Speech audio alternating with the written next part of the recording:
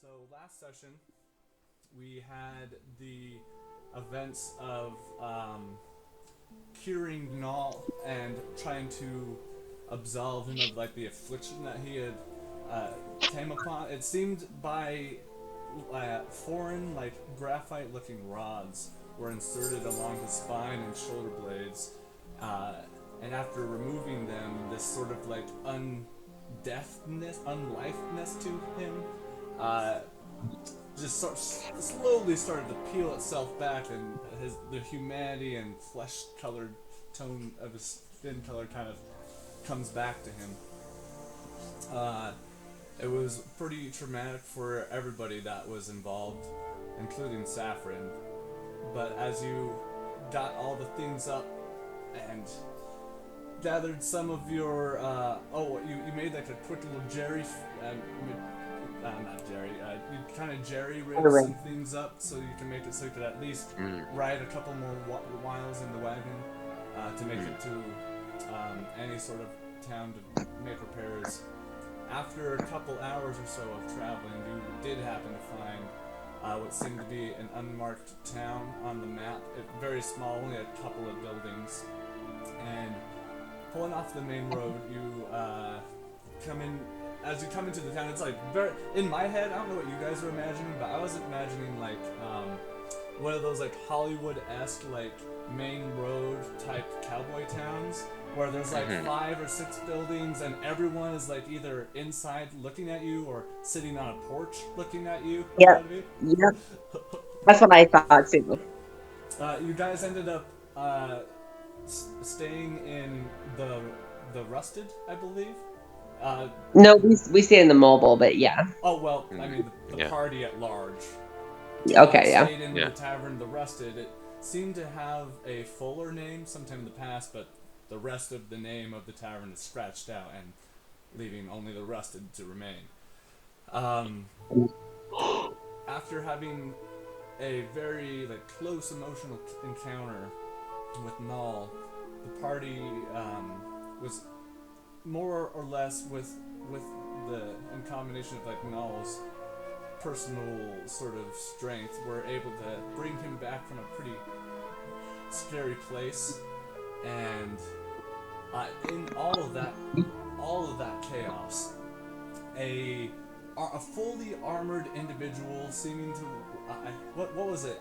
Leathers? Like he was wearing leathers, I believe, with a wooden carved out dragon mask that sort of concealed the rest of the head, and after becoming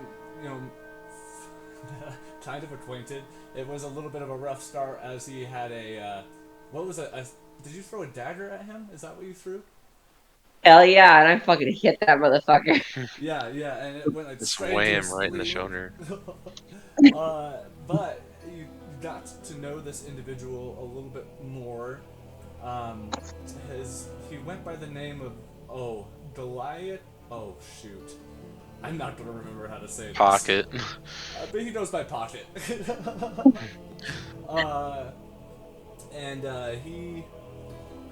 I don't know if you guys had made any plans to necessarily travel together. If anything, things were tentative between you and him and the rest of the party.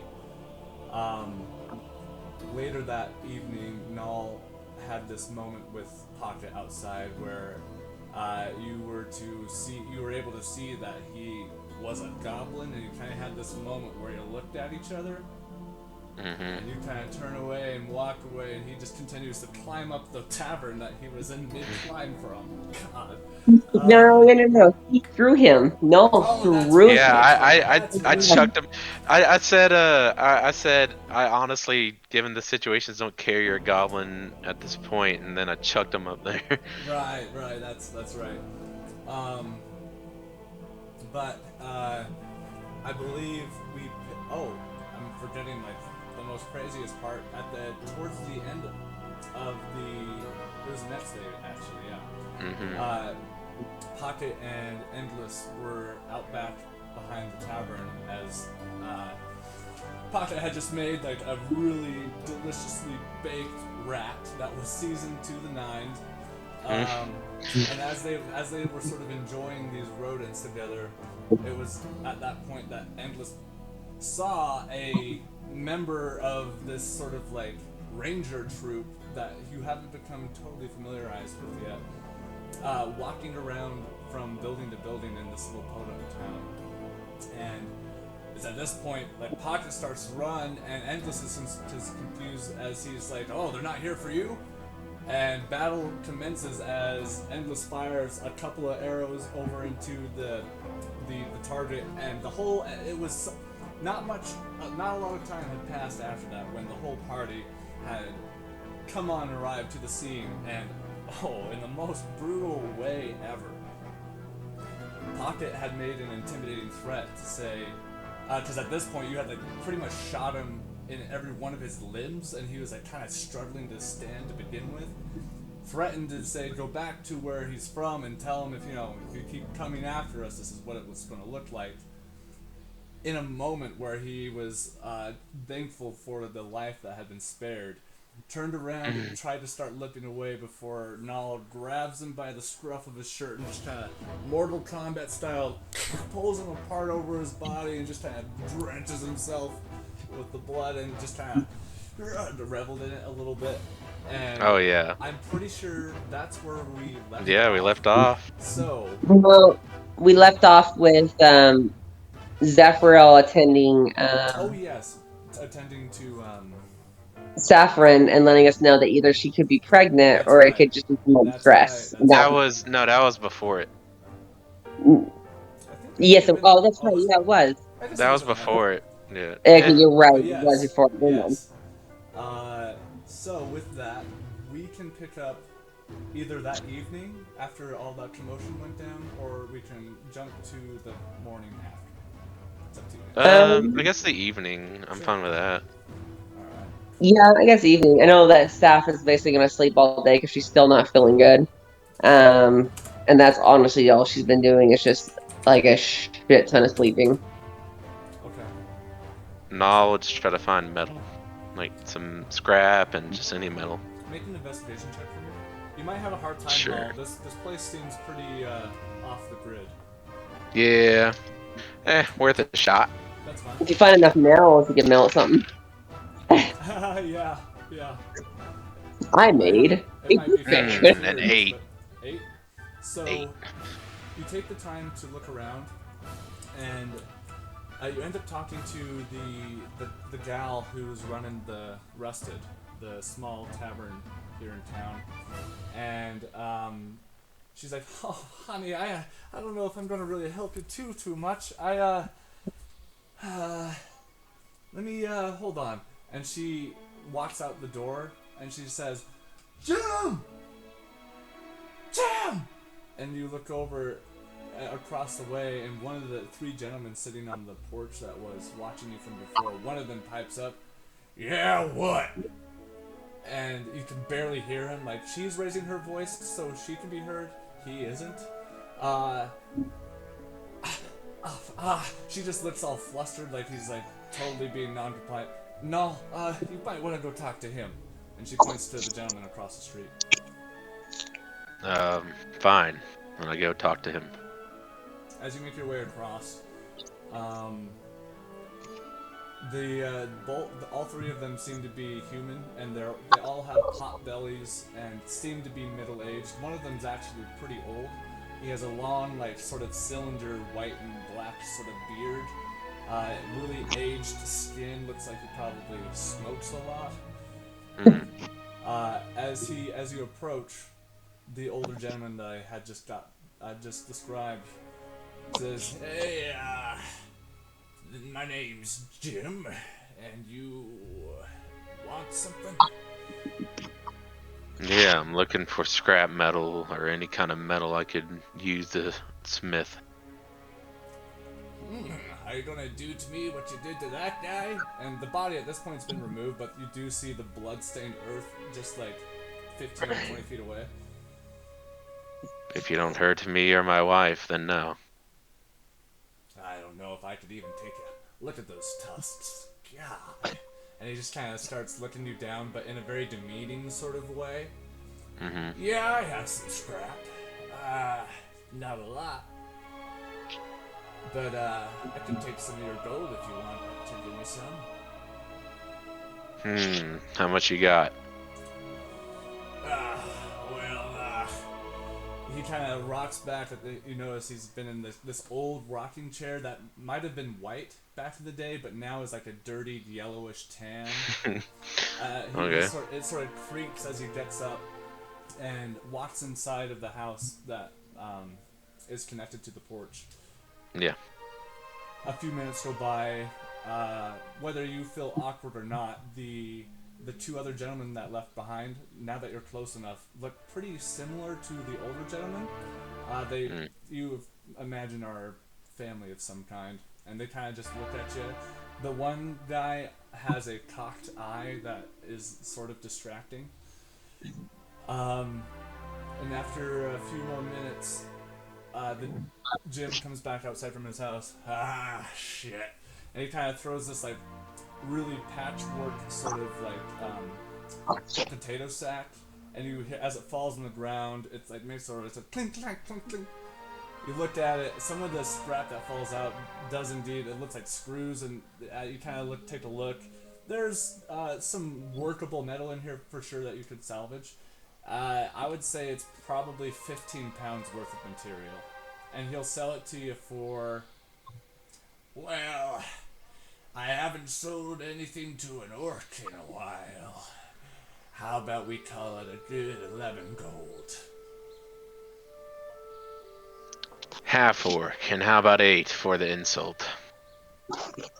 He just looks at you, and he looks over at the son with the cocked eye. God, Harry! Stop staring. Unless if you want us to lose our lives, I'll take your 8 gold. I don't want any trouble. Alright, and I give him the 8 gold. Alright, you can just mark down that you got 15 pounds worth of material. Okay. I'll head back to the mobile home and start repairs on the axle. Sure. You have about an hour and a half or so left of sunlight. So you can probably make some good progress in that time. How do you want to describe the process of what it is what you're doing when you are going to attempt this? So first I just, like I did before, lift up the back of the cart and just kick some, like, you know, kind of rocks or logs underneath, like the wheels, or, you know, to kind of hold it up. Sure.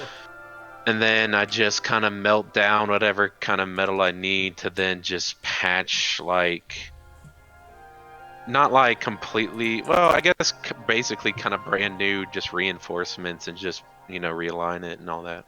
Okay. Go ahead and make a blacksmithing tool check. Sure. 19 plus 8. 19 plus 8? 27. Yeah. So you're able to make... since you don't necessarily have the wood here to, like, do a full-on axle repair, you are able to, like, work some metal from a like sort of like the mini forge that you carry on your person, and you're sort of able to sort of make I don't know what the appropriate word is for it, but you affix the iron in such a way that the wood would no longer be compromised. It still wouldn't be, you know, recommended to, like, you definitely still want to get the axle bits, but this is going to hold up way better than the jerry rig that Saffron was able to put together on the way into town. You feel could quite I confident just that it's not going to break on you for the next several miles. Okay. Could I? Do you think I have enough metal to just make a fully metal axle? Did you have any other material on you other than the material you just bought? No, just about the material I bought. Honestly, I would say, like, if you didn't use most of the material that you bought tonight for the fix, like, I would say, like, maybe we can just call it 5 pounds of, like, material left. I don't know if I think you might need a little bit more for like just to make it a solid iron axle or whatever the hell it would be. Okay. We can once we start heading to the capital, once we get near some trees, you can cut down trees, and I can help make a new axle, and you can use metal as reinforcement for it. Okay. So how much pounds of metal did I use for that? Let's just say 10. Okay, so I'm down to 5. Cool. All right. So Saffron's just asleep in the mobile home during all this. Yeah, like you might notice that if you leave her like some water, you'll see that it's been drank a few times, but she has been sleeping the whole time. Like she is just out the cold. Okay, so Nal just goes to the forest. Okay. I don't care if it's dark or not. Like he'll go during the night. Okay. So Siegfried will go. let me pull something up from my own reference real quick. So just Okay. Okay. look at the map real quick to give you Yeah. guys an idea of. Oh, where? Hold please. I don't know. There we go. But yeah, I'd say Boulder is sleeping where Siegfried usually sleeps in the wagon, and Siegfried would go with you. Okay. I tell Siegfried to stay behind. Interesting. Okay, 1 second. Why? Oh, you know what? I think I put it in the wrong channel. Might be a Yes. problem. Yep, I did. I was looking at the wrong channel. All right. So I'm gonna say you guys are go to the Things to Know channel and you look at the west side of the west map. You'll Yeah. see you guys are on the hex that in a southeasterly sort of angle is West Harbor, 2 hexes away. There's a river that comes down towards the sea. Okay. It's almost in the middle of West Harbor and Terranford if you kind of continue going across the coastline. So Okay, so we're close. what I'm getting at is the forest for you, Null, is probably going to be like it's probably like an hour's worth of a walk. Yeah, Okay. you're pretty close to. And by the way, this forest you are near is not the forest you were near in Terraford. This forest is Okay. known as the Werewood. Oh, I see it. Okay. Why Okay. don't we just say that we all traveled there? That way, you get there faster, and you don't have to carry wood an hour back, and we're getting closer to the capital. Well, this is just Nal going on his own, like by Okay, himself. that's fine too. Yeah, that's fine. He's taking a walk. So Null, after you wipe your forehead the last time with the beads of sweat that are dripping down as you've looked at the work before you, and the mobile home now is standing. There was a moment of nervousness, like when you had finished the repairs and you took the support out from under the wheels. It did creak for just a moment, but as the wood settled into place and the metal that you were able to sort of fix to it, it's holding pretty solid. Would Saffron wake up from this like jolt of it shaking around or anything? It's up to you. If you want to, Saffron, you can. Otherwise, no. She maybe like woke up for like a minute, but when she saw Balder not reacting and no yelling or fighting, she just went back to sleep. Okay. So yeah, Nal just turns and walks towards the woods. Null, as you turn to the woods, you see, man, I feel like I gave that tavern gal a name, but it's not coming to me. This whole time I've been stalling. I don't remember. Before I leave, I did want to do one thing, very minor. As you get done working with the mobile home, you just see the woman who operates the Rusted come out of it kind of has like a porch out front, but it's like a half porch and is really more like an area for shoes.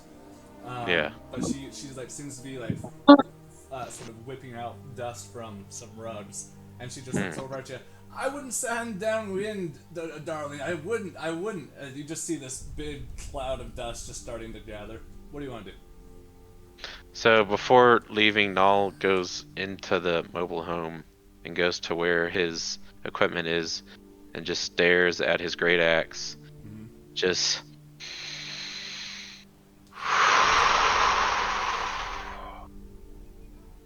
and grabs the handle. Anything happen when he does that?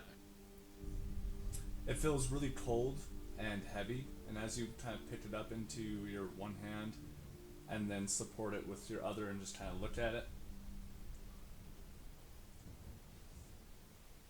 what do you feel? Null feels rage, depression. He kind of maybe hears a little bit of like just the fight from when he was attacking them, or his body was. Yeah. And just the weight of it all, like in his hands, like almost symbolized by the axe he used or his body used. And he'll just like slowly leave with it out of the mobile home. Yeah, and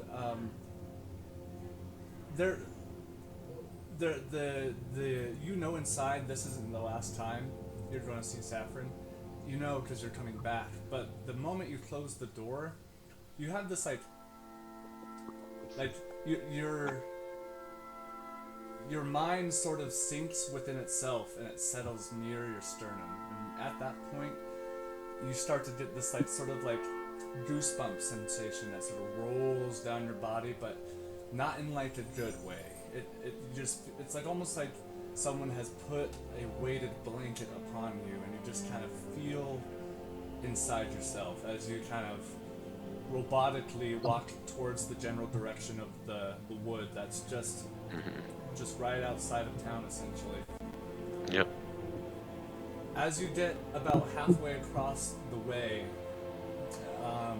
you see now the sun is getting to the point where a few minutes now and it will be completely consumed by the horizon, and the deep blues and darker purples will take over the majority of the sky. Yeah. And there's this brief moment where, like, what breeze had been there starts to sort of die down, and it gets like really, really quiet. And can you make a perception check for me? Sure can.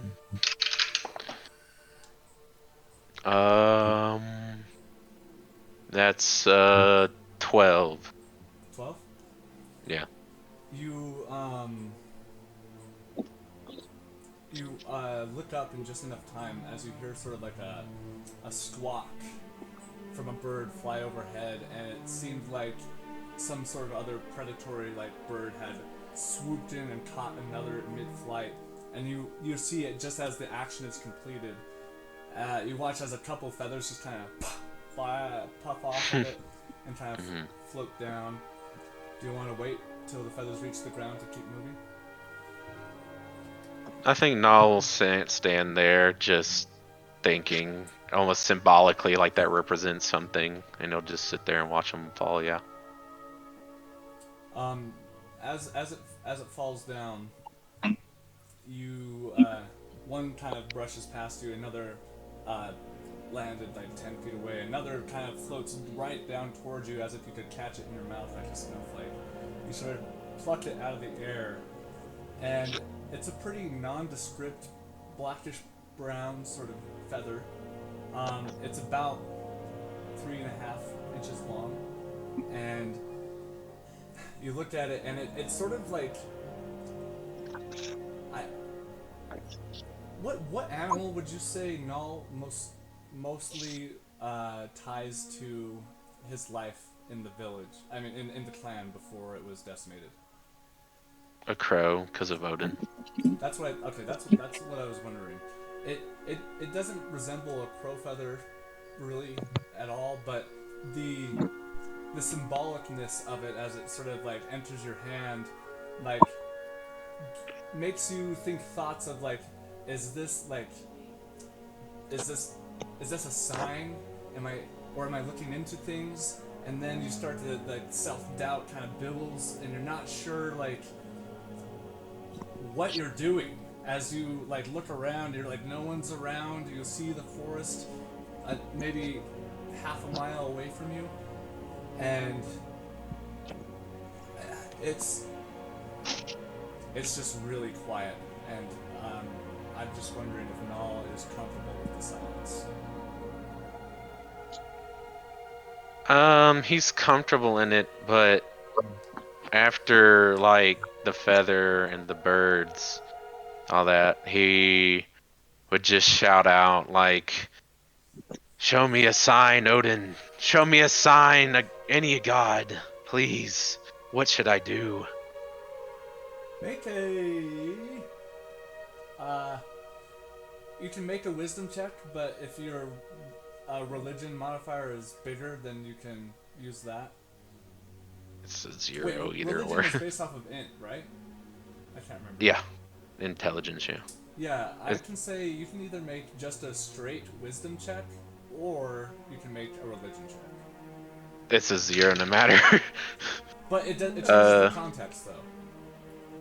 It does change the context. So, are you actually trying to reach out to the gods, or are you trying to? I would say it's religion because he's calling to the gods for like guidance or something. Yeah, okay. So I rolled a 12. 12. As you sort of cry out in a way where you just want any sort of answer in return, and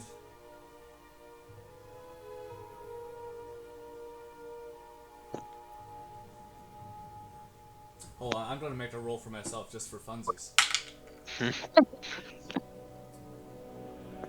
Okay, so the breeze that I described that had stopped, the clouds that are gathering is more or less pretty over cloudy. Like it's maybe 70% cloud cover right now, and you start to sort of feel this sort of overwhelming power. Overwhelming feeling of like love and compassion, and it's soothing, much like a mother's hug would be. And it just is very sporadic, and it overcomes you in such a way that you look around your environment just to see what is transpiring, and you see in the forest line, about half a mile away from you, a large beast of some kind move through the tree line in such a way that it attracts your attention immediately when you're trying to look around in your environment, and when you try to focus in on it, it retreats. I will follow it, like try to find it. Okay. Can you make a history check for me real quick, just to let me know what you know of the werewolf? Or nature, I will allow that. Nature? It's a +0 either way. Terrible roll. I got a 3. 3. You don't know much about you've heard of the name. You also have heard people tend to avoid the werewood because of whether it be myth or just scary ghost stories parents tell their kids to like behave properly. A lot of scary things are typically associated with the werewood, but as you go forward, you get relatively close to the initial place where you had made the sighting, and as you approach, you do notice the trees here are a little bit different. Trees like you've never quite seen before. The oak, they're like oak trees, but the bark is very like a rich, deep brown color, and the leaves kind of have this sort of lighter pink, like a lighter pastel pink color, and on the bottom side of the leaf is a dark pastel purple. And as you break the forest line and get a good 30 or 40 feet in, it's actually quite lovely. And at this point the sun has dropped below the horizon, and the the lack of light in the forest is allowing you to see what looks to be like little tiny firebugs flying around that kind of give off green and different types of shades of yellow, and it's pretty serene. Make a survival check to see if you can see like if there's any signs of a big creature moving in this area. 17 plus 3, so 20. As you take a look around, you don't see any evidence of like a large beast per se. Like you don't see any tracks, but you do see that some trees that if you were to draw a straight line with your vantage point that you have, you do see some of the trees have been manipulated in such a way where something brushed past it, and like maybe it was too wide but not big enough to fell it. So you kind of are seeing like a loose path of going forward, sort of with all the experience you have tracking down large game. So Null will try his best to follow this, and at this point, he is just like kind of dragging the great axe like on the ground behind him, kind of like in his hand, just kind of dragging it along. Okay. As you get further and further into the forest, the more sounds of nightlife come to your ears, mainly that of like some sort of owl, and you do hear critters well off in the distance that let out sort of like a shriek-like call that you don't recognize. That sounds small though.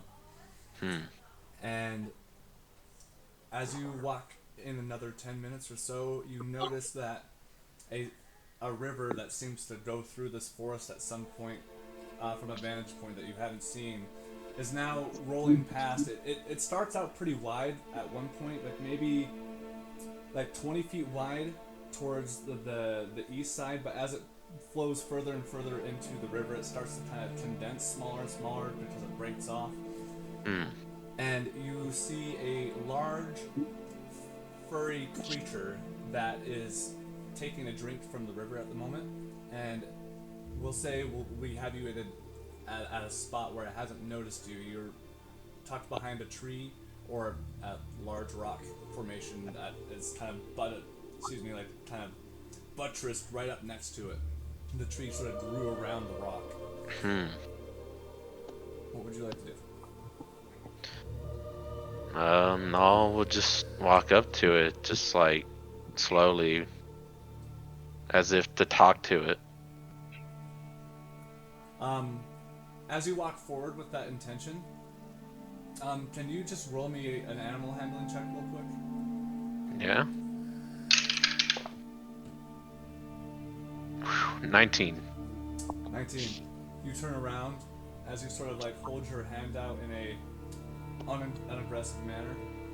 You see it sort of like turns around as if it notices you or maybe smells your scent, and it sort of like makes a large as it starts to sort of move its large form around. It resembles the shape of that of a bear, but as it rolls its head around, you see that it has like a, you know how in Greek mythology they would often describe like creatures bearing like sort of like chimera like creatures, but they had human faces? Yeah. I think so, yeah. Regardless, you see as this bear turns around, it has small little elk-like antlers. It's only about a 3-point rack, but they're very tiny relative to the size of the body itself. And you see like a old man face on it's really sort of jarring because it just doesn't look natural, and it just looks at you and it just sort of like huffs under its breath. At this point, you can be as close as you want, but you've walked up to it and you have about 15 feet from you and the creature.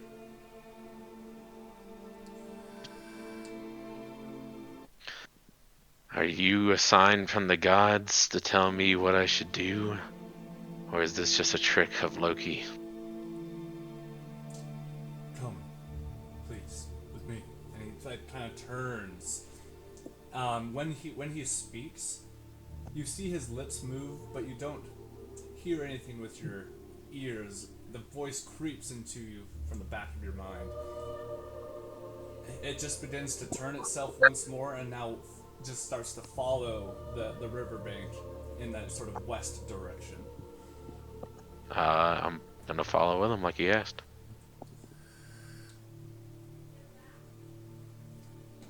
You spend about 5 minutes walking, anticipating for him to say something, and you start to get that sort of uncomfortable feeling of, well, anything? And as long as you walk and remain silent, the creature seems to remain silent. Is there nothing you could tell me? Are you the one they call Null? Aye. I see something is very burdensome, and you're carrying it strongly on your shoulders. And the bear spirit creature stops, and at this point you've walked to a pool where, as I described earlier, the river thinning out, you follow one of the branches, which leads off to like a small pool, if you will, that's shaped like a crescent moon, but it's not perfect. It's very imperfect, but the shape is noticeable nonetheless. And you see one particular fish, not necessarily a koi fish, but it's super fat, like a catfish almost. Sort of just kind of lazily swimming around. No, what is it that you think you should do? I thought I knew once. At this point, I've nearly killed my friends. I almost killed my lover. She may be pregnant, and I want to feel happiness and joy, and I want to protect her. But at the same point, I nearly killed her, so who am I to say I want to love and protect her? I'm not sure if I must continue on this journey to rebuild my clan, or what. He stands up one more time, and repositions himself where he is sitting. He sits in the piece of land that kind of goes into the crescent moon shape. If you catch my drift, it sort of sits by the water. Please, come sit. And he sort of like gestures with his head next to him. So Nal will just kind of like put the great axe into the ground a little bit to like kind of sit up, or like have it standing there, and he'll like leave it and then come up next to him and sit down. Nal, tell me, do you wish to rebuild your clan because you feel like that is what is right, or that is what is expected of you? I would say both. My clan is my home, and it was everything to me. Losing it is a large scar and fills me with so much rage. I wish to rebuild it to regain that family. So, I see the predicament that you're in. I wonder. He goes in and he sort of like, with an unnatural speed, swipes up the large catfish. Like, as he pulls it out of the water, though, you notice the little whiskers that are on it. There's like two large whiskers that come off, and 3 smaller ones that are like a golden yellow color, which is actually kind of a nice contrast. Yeah, it's a pretty ugly fish though. His eyes are bulging on the sides of its head. It probably weighs like 20 pounds. The fish looks too big for the pool that it's in. No, I took you here because sometimes when the river diverges and we feel that we are on the right path, we find ourselves in these pools, stuck, unable to go any further. Maybe all you need to do is swim upstream and try another way.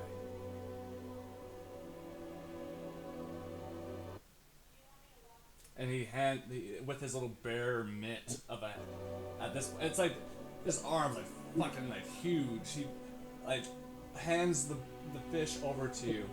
Do you accept it? Yeah. No, it's very tough. The current may even push you back some, and it's discouraging. Though you have to remember, to be human is to be imperfect. And it's how we deal with this imperfection that puts us where we are in life.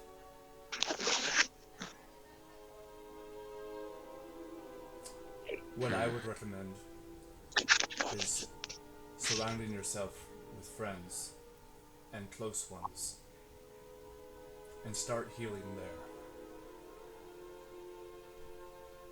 there. I will take your advice, Great One. You, as you say that, you sort of like look over, and whether there was some sort of transformation taking place or he merely vanished, the only thing left in sight is a bird that has taken flight and is several, like 10 or 20 feet now, just in a zipping speed flying off. Am I still holding the fish? You look down, the fish is missing. As you try to ground yourself in reality, trying to make sense of all this, I'm gonna say you. Well, actually, no. What do? You find yourself sitting before this crescent pool, and which is now, empty. There's no kind of fish or any life living inside of it, and you hear like the sounds of crickets start to fill your ear at this point.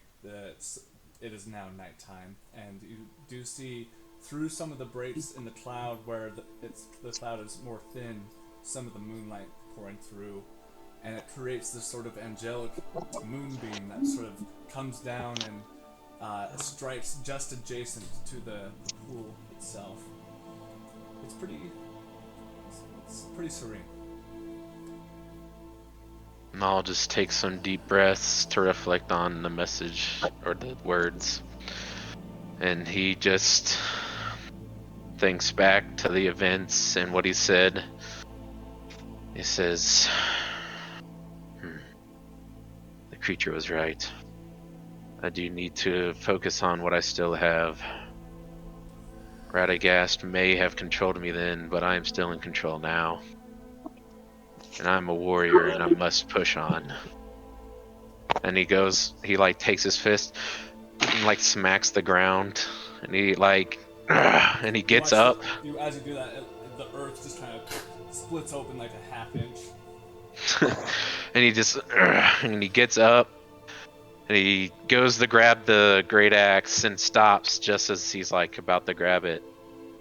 Takes a breath, and then just with a firm grasp gets in his hands again. And we don't know what Radagast looks like, do we? No. You have not seen an image of Radagast yet. So Nal just thinks back to the little flashbacks of, look at my notes, that soft, elderly, like, woman's voice, and, like, the piercing metal he felt, and, like, the Goliath and human he saw. Make a history check for me real quick. No, Mama. 13? Yeah. As uncomfortable as it may be, making this declaration to yourself, or in response to whatever spirit or creature you may have been talking to, you prepare your mind as much as you can as you start to try and recall, and the actual attempt of trying to recall the memory shoots 12 points of specific pain following your spine and shoulder blades, and it just like makes you kind of flex your back just by the way you kind of look as you sort of just sit there and think. The moments start flashing before your eyes as you try to recall, but to take the memory and try to like process it into language is so complicated that you kind of like get some nervous tics as you just kind of sit there, and you do recall. You do recall seeing one thing. They took you to some sort of underground laboratory of some kind. Its location was more or less hidden, but you do remember seeing off in the distance a lowly hill with a sort of a dark brown tree with sort of like pinkish purple-ish leaves. Dark brown tree, pinkish purplish leaves. It's similar to one of the trees you look at around you. Pink purple leaves. Okay.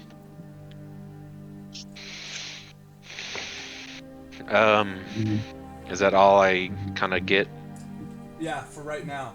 You're having a very hard time recalling such events at the moment.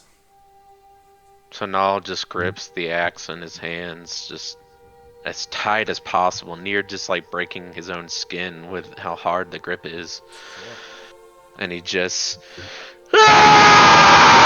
and just starts swinging and cleaving down trees left and right, just blowing as many trees down in his wake. Yeah, and some trees are just too thick, and like several, like one or two or three chops is just enough to like, and like over like however long do you want this rampage to last? The next 10 or 15 minutes is you leaving this wake of tree after a large bush that are just like it's like you're going through like a machete through a dense jungle. As exhaustion starts to come to you by exerting all this rage, you take a deep breath and you start to see the forest line just up the way, and the small glinting lights of the town just beyond it. As you make your way towards the town, I'm going to say... Can I bring some of the trees back with me? Oh, sure. I would say you could easily bring 2 whole trees back with you. If you wanted to bring more than that, I'll have you make a check. Yeah.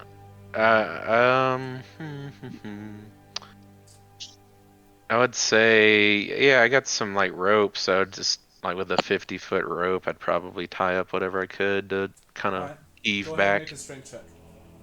Sure.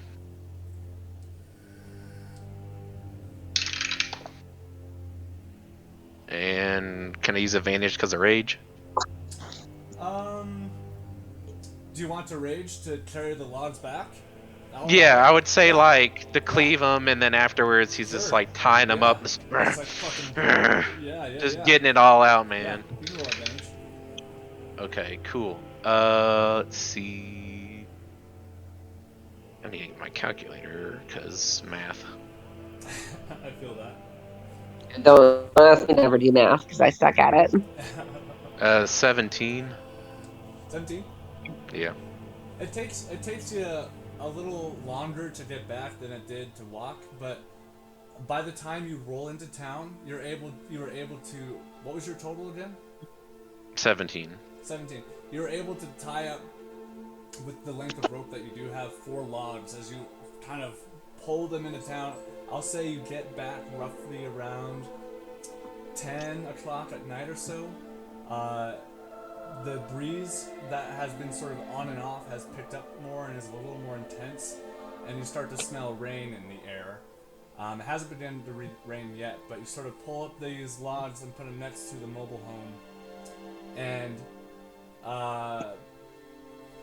what I want, I can try and make it like something official, or you can just make a note on your character sheet. Either way works for me. But go ahead and put down that you have received a blessing from the bear spirit of the werewood. Ooh. And once per day, you can like activate this blessing to give yourself 10 temporary hit points. Okay. Blessing of the bear of the werewood. Yeah, once per day you can call upon that blessing, and it'll give you 10 temporary hit points, and it just recharges in the morning. That is really cool, actually. Just permanent 10 hit points per day. That's nice. Not permanent, but well, yeah. It's there. It's there for now. Okay, cool. So now we'll just kind of like bring the logs up to the mobile home, kind of like behind it, or wherever adjacent to it, and he'll just kind of slink down against the logs or the mobile home and just kind of pass out there for now. Just because exhaustion, just so tired after all of it, letting that anger out. Just sure. And in fact, you do in fact fall asleep, and you wake up about 3 hours later, close to midnight, or just after it, from the wetness you've accumulated, because now it's began to rain, and you probably want to just head inside. Yeah, Nal will kind of like wash himself off with the rain a little bit, and then head inside. Sure. And as you lay in bed and get comfortable, the night continues on. And for those that are sleeping light for any reasons tonight, that one of the reasons that you were awoken is because at some point it begins to rain pretty hard. But you are able to fall back asleep. And as the day comes, you can hear the pittering and pattering of rain hitting the top of the vinyl cover thing that you have over the mobile wagon. Yeah. And you look out the window and you see that where the water is heaviest is making a stream come down on the side of the roof. And it sounds like it's raining pretty hard outside. But it's a little bit of a chilly morning as you throw some wood into the furnace. The day is yours, you two. Saffron is Saffron is let me get my Discord back up while I was listening. Let me...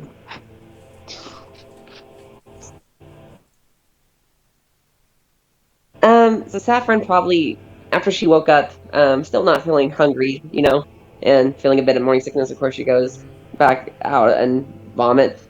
Only, I guess I would say a little bit, depending on what you'd think. Sure. It's up to you. I mean, like, you were able to eat some yesterday, enough to like stave off the feelings of hunger. But not a lot. So throwing up this morning, it's like mostly like dry heaves and like maybe a little chunks here and there. Okay. I love that, like the intensity in your face. Dry heaves and a little bit of chunks. Okay. She's gonna set up so the back of the mobile home all the way to on the side. She's gonna make it U shape with the tent just to have that space for Boulder and Siegfried. Just to make sure if it rains again, it doesn't like. Is it still raining in the morning? Oh yeah, it's rain, and when you open the door, it's not raining quite as hard that night that Nal left for Terranford, but it's like if that was a 9, it's probably at a 7. If you catch my drift. She'll especially to have room in the mobile home. She'll take the time. She'll put one of her cloak up and cover herself from the rain while she puts up the tents. Sure. And has Siegfried and Balder. They'll have a little room to play and whatever, as little room as there is for their size. Sure. Um, she uses her druid. The only little bit of druid knowledge she has, she does her to see just how long the weather will. She cast the magic as green green sparkles kind of come from her fingertips to just do a weather forecast Sure. to see how long it will rain for, what forms, and it will be a cloud with lightning raining the whole day. How does it kind of go? You sort of roll out your hand, and as you do that, you sort of activate the sort of like ancient druidic ties that your people may have to the land itself. And as you sort of call upon the paramaterial around you, you watch as a cute little sun turns into a sun covered with clouds, and you see it like kind of like gauging itself. And as it stops, it's like sort of like semi transformation type of display, if you will. You notice that the the the indication that you get is it's going to be heavy rain and then snow. Oh, Nicole will be coming soon. We must prepare for the winter, and she's gonna while Noel's sleeping because you just see the trees and everything. Uh She she gets to work on starting the process of winter proofing the wagon. okay. Um, and she'll spend a few hours in the morning doing that. Okay. Null, when you eventually awake, it's because you hear the outside of the mobile home being worked on to some degree. Yeah. Uh, as you gather yourself, um, that moment you had in the forest the other last night, you in a metaphorical sense, like feel a light that wasn't there before. It doesn't necessarily light up the space enough to like see, if you're following the metaphor, see what's around you, but like Hmm. the light is there and it's warming, and you're not sure if this was because of the interaction you had with the spirit or not, but it is comforting to say the least. So Nala just gets up and like heads out the mobile home just to see what Saffron's doing. Yeah, and you see Saffron is busy at work. She is playing at the moment in the process of winterizing the wagon, and she is sort of like applying like some sort of wax to some of the exposed wood bits on, Hmm. and it's at this moment you do see that Endless and Pocket uh, go into the. Oh no, Endless had a room in the tavern. Never mind. You see Pocket go into the tavern. He just kind of like, oh hey, I'm just going to get some food, and he just kind of walks inside. That really Um, well. so Nal will just kind of help Saffron for like an hour or two with winterproofing the place, Sure. and also like make a new axle with the logs. Okay. And with her carping skills, she will of course help with that. Perfect. I don't know if you want me to roll and have him roll as Yeah. well. Yeah. I got you. Well, we can Cool. either do it like this. You can like use your blacksmithing tools, and in combination with her, and you guys can roll separately, or Saffron can roll at advantage with her carpentry tools. Let's. I'm down for the advantage. Sure. All right. 18 plus 7, and then a 19 plus 7, so 26. Oh, that's okay. Sorry, I thought we were gonna have Saffron make the check, but that. No, he's rolling for me, I Oh didn't yeah, realize. yeah. I'm rolling for her because she doesn't have the dice. So Oh, that's and fine. I don't have faith in D&D Beyond's rolls anymore after well, some really bad rolls. well, you got a All 19 plus 7 out of 26. I think you're good now. Okay, yeah. I didn't realize that's just fine enough. So, you spend the next hours. It's a little uncomfortable. Like you guys are able to like sort of hang up some like a material to like shield your guys self from the rain, but in combination with the wind, I mean it's helping, but not much, and it's a little miserable. But you guys are kind of used to this sort of thing, especially with like the clan and everything you guys sort of grew up with essentially. But around lunchtime, you guys get to a point where you know that the axle's been completely repaired, and I would say I don't really know how to equate how much wood you can get from a tree, but A lot. let's just A say lot. like you used a tree's worth of wood for repairs and mess ups and redos and all that. You have 3 trees left. Okay. She asked Noel, after if you could bring me some food. I don't want to go in the tavern. Maybe we can chop the wood up, and if I am pregnant, we could make a nursing portion to the wagon. I would like that. What do you want to eat? Just whatever they have, and sad to say, on the side chance of me being pregnant, most likely nothing with alcohol. Okay, I'll do that. And now we'll head towards the tavern, but stop for a moment and look back at Saffron. And she'll Do be you looking at s- him, smiling. do do you still love me? I never stopped. I just And want to like see with you like a little have bit more. of tears wiping away, we'll walk towards the tavern. Oh no. So as you make your way, um, one of the pieces of wood that was kind of already compromised that you've been avoiding this whole time, everyone has been. You are distracted momentarily, and because of your weight, you just kind of break thing. It doesn't trip you, but you just like kind of almost fall through that little porch out front. Walk your way inside. You see the hinges that were on the door prior are now different, and these ones look like kind of new but still used. They look a little more fortified, so hopefully the door is I able to hope I stay. put it up. Oh yeah, dude, I forgot you Yeah, I put it did up. it. So good, Oh shit. good. They look good because I did it. I know. Oh fuck. Well, great. That's great. My bad. I forgot. No, it's perfect. I'm like, So, I did do a good job. when you walk in, you don't see Zafriel. He must be upstairs tending to Henderson.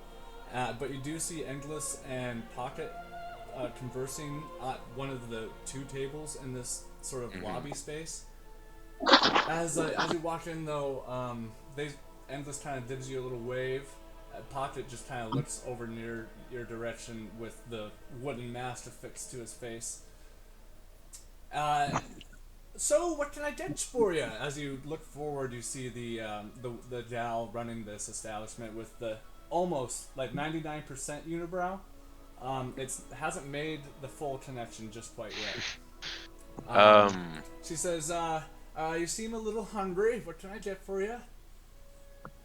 I'd like some food for my fiance. She's not feeling quite well. Maybe expecting it's something you think would be fine for that. Oh, we have a horse stew cooking in the back. She'll love it. I know it's Sounds not a fine very to me. popular thing, but hey, you gotta do what you gotta do around here. And she kind of looks at the place, and right as that happens, a leak that wasn't repaired at one point breaks in on itself, and you just see a stream of water kind of coming into the middle of the place. Oh, by the gods! You're staying out in that little home on wheels, right? Hmm. How about this? Since she's not feeling so well, I'll get that dustied up for you and bring it on over when it's ready. Sure. That's just going to be 4 silver.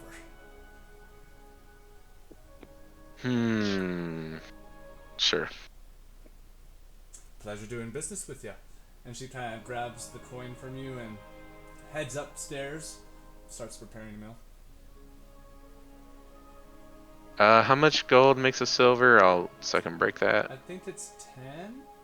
It's 10. Yeah, it's 10, 10, 10 for each tier. Okay, I'll add 10, remove a gold, and then remove the 4.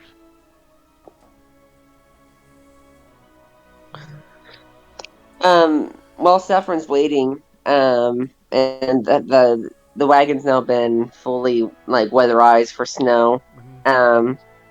She's gonna put some a tea her tea kettle on the furnace that they have that heat up the water. She makes some tea, and then what she does, she pulls out the leather and starts working on some armor for herself. with the mammoth hide, mainly like armor, but heavy protection on her stomach. Sure. Because she feels that I think she knows that she's pregnant. Part of her, might be her hopes, but it's not something that she would risk. So she's gonna start working on new stone mammoth armor, like full suit armor. Great. Yeah. So I will have you make a leather tools check. Leather. What's the right word for it? Leather. Leatherworking.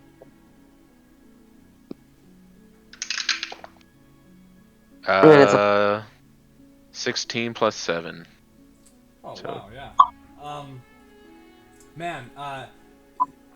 The the challenge doesn't come from a lack of inexperience. The actual challenge comes from the fact that this stuff is so like even now that you've like tanned it and stuff, it's still so like sturdy. Like you almost have to wetten it a little bit so you can like work the actual leather. Mhm. It's so like incredibly thick. You've never worked with anything like this before. But you spend the next like. Do you want to just spend the rest of the day doing this? Yeah, that's what she'll kind of be focused on. She doesn't want to be Okay. too active right now. She's still hurting. That's fine. Yeah. Which is it's a very low energy. Just like it's really something you can sit on your ass to do in the first place. Um, but you do struggle with it throughout the afternoon, and I'll say you're able to craft a half of the set. So it would be like the leather breastplate or whatever you would call it that protects your chest, and you have some bracers that are made. The only things left to make is like you know protection for the legs and like maybe Stomach. yeah. Oh yeah. Well, we'll say you got done with like the piece of leather armor that you would wear over your chest and like your person. So the only thing like Okay. that you need to make is basically like the pants and the you could, The boots. and the boots. Yes. Okay. So I guess she'd be working on that when he brings her food then, right? Or the Yeah. couple brings her Yeah. food. Yeah. So Um, yeah, yeah. Oh, I was just gonna say like Nala would come back during this time and just say like, they'll bring your food here soon. I guess it's like before she's done with all this. yeah. Yeah. That's fine. Nala would just like come up behind you to like let you know this and like rub your belly and just say like, I'm so glad if we have kids, that would bring me a lot of joy. She'll smile and she'll like put her arm up around his head and neck and just rub his bald head and well, semi bald. And she just smiles. She goes, "We'll find out. Hopefully, it's you know, if Thor and Freya bless us, then we very much could be rebuilding our father's clan." I would I would be so joyed for that to happen.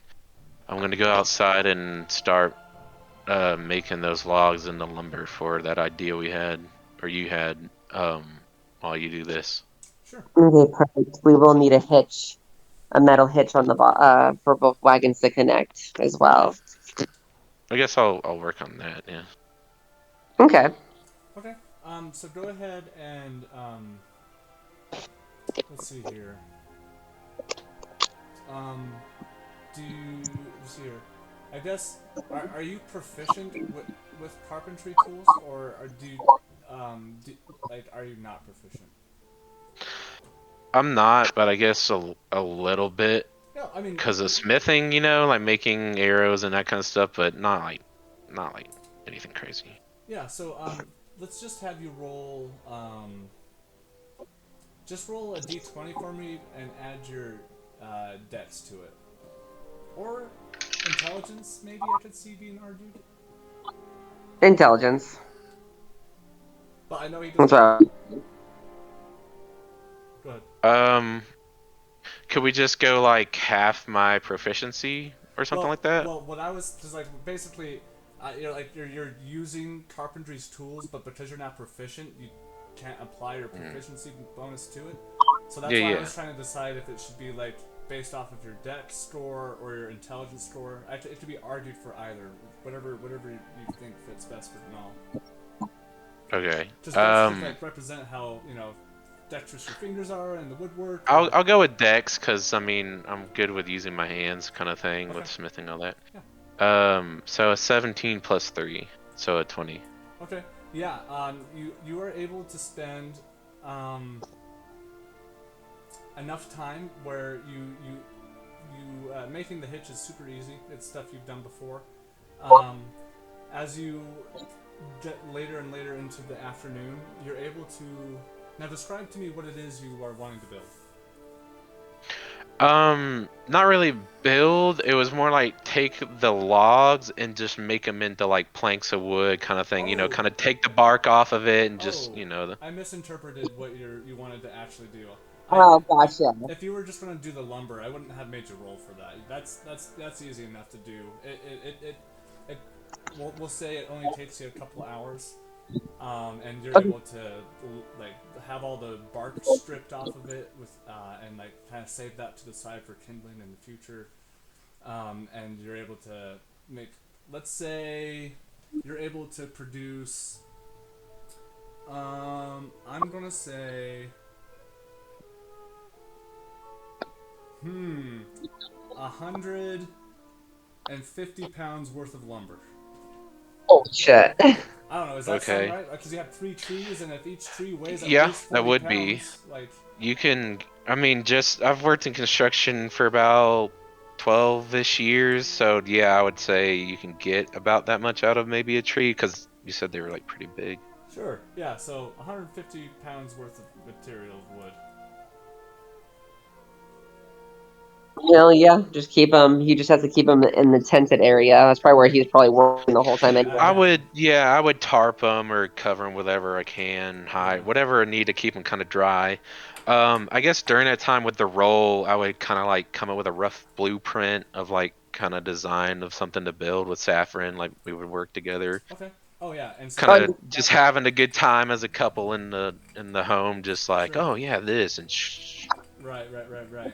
And with that, then I'll say that you're able to like you're able to come to an agreement on how you feel it should look, and the time you imagine it would take is probably about half the time it took the initial build for the mobile home. So I'd say like a good, you know, a good like 8 or 16 hours, depending on how the rolls are. It would take you to actually build and construct.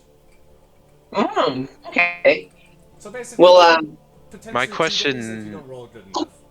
my question I guess I'll RP this. Sovereign, do you want to go ahead and build this now, or would you rather wait till we have a more guaranteed answer if you're pregnant or not?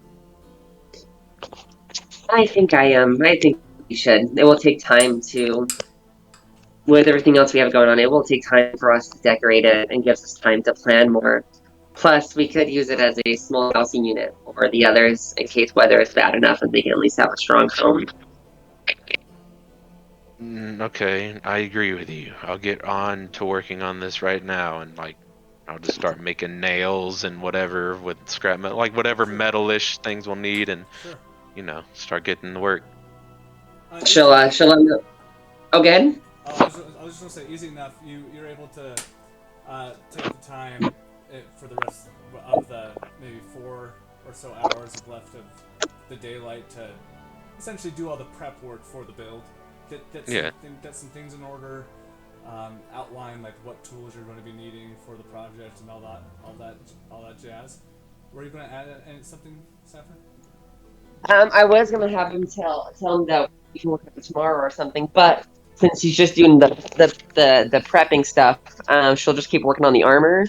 Okay. And when he comes back in, he'll just see her kind of slumped over on the table, like passed out from her fatigue. Mm-hmm.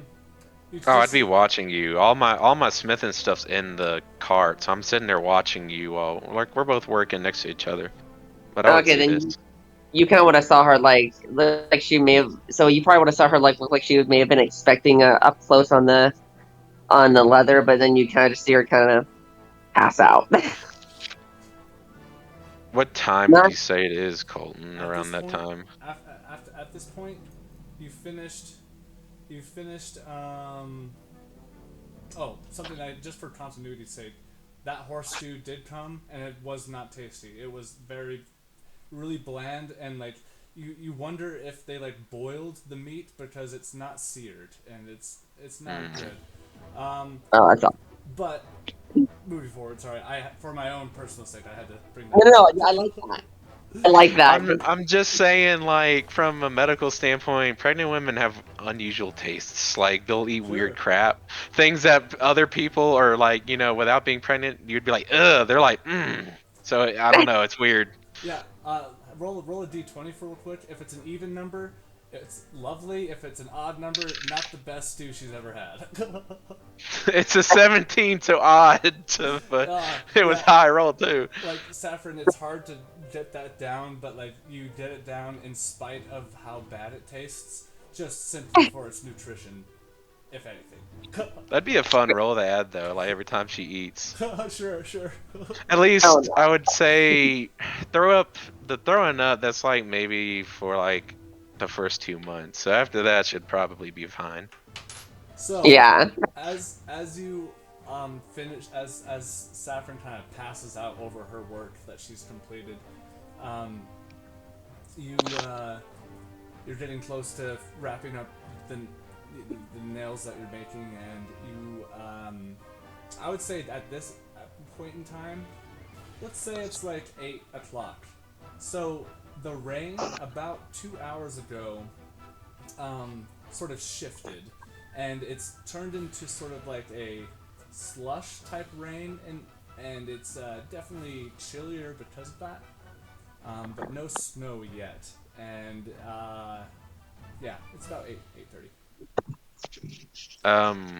So Nall noticing. So after I finish noticing that she's passed out, I'll just kind of walk over and just kind of gently take her like off, like not dropping or like not messing with any of her stuff. Just gently take her off the table, and then just like a bear hug, gentle bear hug. Just go and get in the bed. Since it's decently late, let's turn in early. Okay. Because at this point, Nall, like after all this, he's tired. He's been laboring out there Yeah, and in yeah, the for house. sure. So he'll just turn in with his fiance, just kind of like under the sheets, bearskin sheets, just like in a hug, like just real bundled up tight to keep warm. So since the snow, it's chilly. Great. Okay, I'm just gonna pause.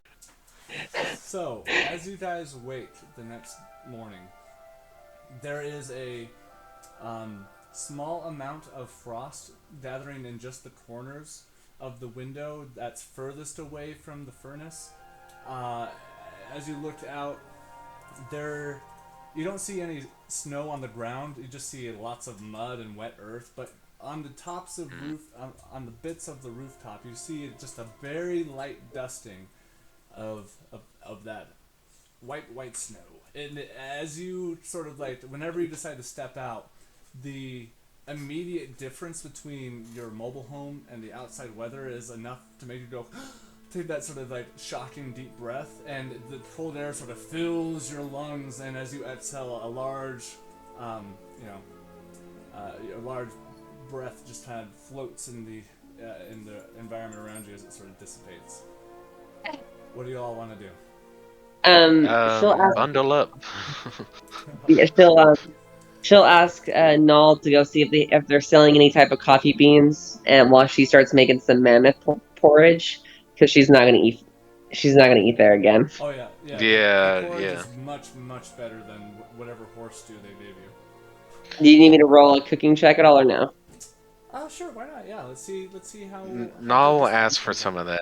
He'll be like, "Make me some." Oh yeah, she's making. No, she's making a pretty like a pot that lasts the day. Yeah, great. Yeah. Go ahead and make a cooking check. I guess that would just be based off of your Intelligence. intelligence, yeah, or I guess Thinking. dexterity can be argued again. Whatever. It's Dexterity. We'll go dexterity. okay. I'm just saying, man, we're gonna have that goblin be the cook. He's got like a cooking proficiency, all that. He's like the Yeah. Gordon Ramsay of Yeah, of pretty D and D. What My was the total? dexterity bonus.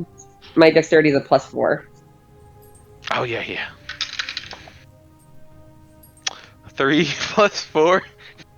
You know what? You ran out of salt, and because of that, like, it's lacking a certain amount of like anything for your tongue to wrap around. But like the mammoth meat is actually quite good. It's a little tough, but like it's pretty tasty. And even with like a lack of salt, essentially a low sodium version soup you've made, is still better than the horse stew you ate yesterday. Do they have coffee beans at the tavern? They do sell coffee, but it's very expensive. It's probably more expensive than ale in this town. It's fine. She would have sent him with a list for like we need salt, pepper, different types of seasoning, and coffee, and she'll give him. Let me see how much money I have. Let's see here. Inventory. 1 gold. I have 1 gold. Apparently, only 1 gold and 9 silver. Where's my money at? Let me see here. I don't know. Oh yeah, I only have 1 gold. Yeah, she'll give you the 1 gold to just get the cooking supplies with whatever money you have. Nall will give you the gold back and just kind of gently close your hand around it. I have money. I'll get us the supplies. She smiles and kisses his back of his hand and nods as she finishes her soup and begins to get wrapped up in winter clothes to start working.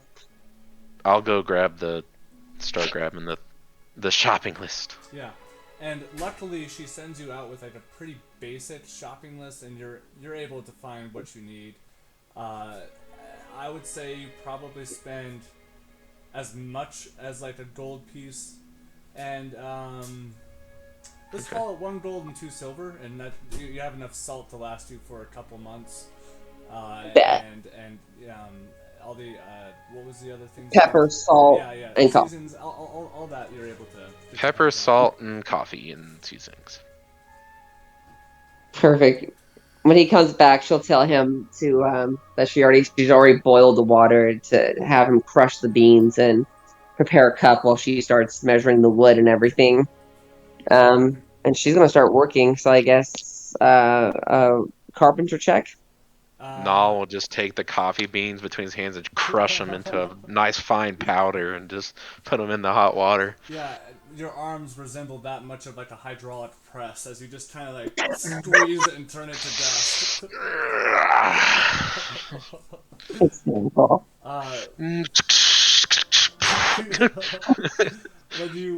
When you get done preparing the coffee, I don't know how experienced of a palate you two have with drinking coffee, but for those who can pick it up, there are notes of like a sort of a fruitiness, like a citrus, and you've never had this kind of coffee before, and that's what makes it stand out.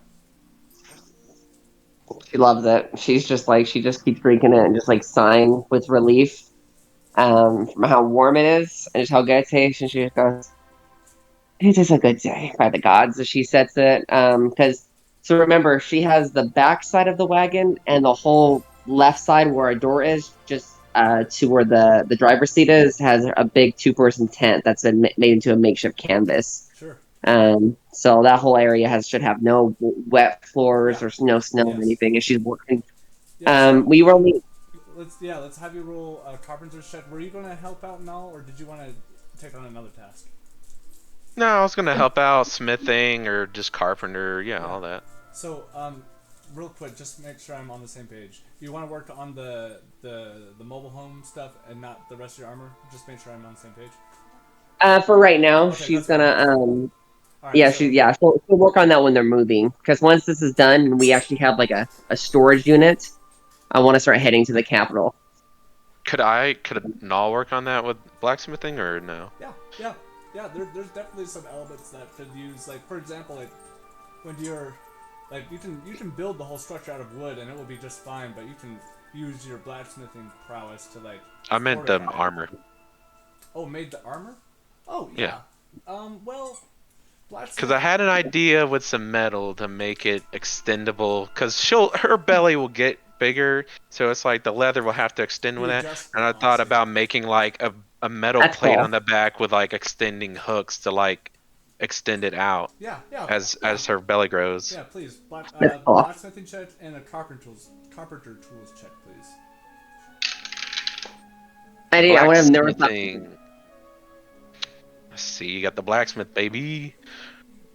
Married me for a reason. 16 plus 8 for blacksmithing. Okay. And then a 15 plus a 7 for carpentry. Great. Null, it's not very challenging, but the small stuff has always kind of been like one of your shortcomings with blacksmithing. It's nothing that you can't work past, but like you just had really beefy fingers, so the small intricate sort of things were kind of challenging. But even more so now, like you have fucking bear paws. But with that said, with not a lot of wasted time spent, you are able to make an adjustable back plate that will allow the front part of the armor to be like kind of extended as needed. Yeah, so now it's just kind of got like a back metal plate in the front with a leather, and it kind of extends out. Nice. So, Snapred, as you work into the afternoon, so this project, are you gonna, do you want to have this be something you work on for the rest of the day? Okay, so you're, by following the blueprints that you and Nal sort of drew up the night before, and that combined with the idea being so fresh in your mind, you can find yourself tapping into the zone a lot more than you wouldn't have normally been able to. And you just kind of follow the road that's laid before you. And for all intents and purposes, by the end of the night, I will say, like the work, like as far as it being like a small attachment to the with like a hitch and everything, that's complete. But it's the finishing touches that haven't been done yet. So the project is done, but if you want to beautify it and stuff, more time will be needed. Oh yeah. And she'll also, just for some more consistency, the rain has been at about a 5. Not as hard yesterday, but it's been at a 5 all day. She's been sipping on coffee to kind of fight off the cold weather. Once it's done, she starts to put in like the remaining logs and wood in there, and she actually even puts just some of their other supplies in there. Even enough room to put either Boulder or Siegfried can sleep in there, and just make it our storage unit for the time being. I would say probably Siegfried. I don't know if they both could sleep in there at the same time. No, just one of them. Oh, yes. Because we have room for another. Yeah. Mm-hmm. It'd be for Boulder. Yeah. I'd say it'd be big enough to fit like 3 beds and all that. Like it's not. It would be like half the size of the mobile home, I would say. Yeah. Well, right. It's so like, but with like the cribs or beds that you'll be using. The rest of the space would be taken up by a yeah, for sure. Yeah. When we start dwindling down into the evening hours, however, you start to see that sort of slush come in, but the chill drops way more dramatically than it did the night prior, and you actually start to see that over the course of the next 40 minutes, there'll be patches of dirt that have been frozen enough to like gather the snow on it, while other places are still just a little too wet. You do start to see like snow start to kind of cover and lay more permanently on the ground. Can I roll an intelligence check to come up with a new idea? Come up with a new idea. So she's looking at the snow and she looks at the wheels, and she knows the wheels have grip, but she does know it gets slippery. And she looks at the chains on the hinge for the nursing cart wagon, and she goes, "I wonder if we bought chains and wrapped the tires in chains, would that add more traction to the wagon?" Sure. We already placed like metal plates on the wood wheel though. Yeah, so it has a band of metal plates going around it, but for like extra traction, we can add change to it to really grip in. where the metal plates are not at. Sure. Yeah, and you. I I guess think. I can fashion that. Yeah. Well, yeah, and I think who was it that already had chain? It was Hendrickson, right? Or no? I can't remember who I had think I chain. have chain. Because they Let me used it do to that. tie you up. Oh, that's right, we did. I don't know. um, Nobody picked it up. Someone, we'll see. it would have been someone. The chain is like not expensive, but not it's not as cheap as rope. Well, I had the chain from the hunting trap. Like all that chain, but Well, let's just say suddenly, uh, 50 feet of chain.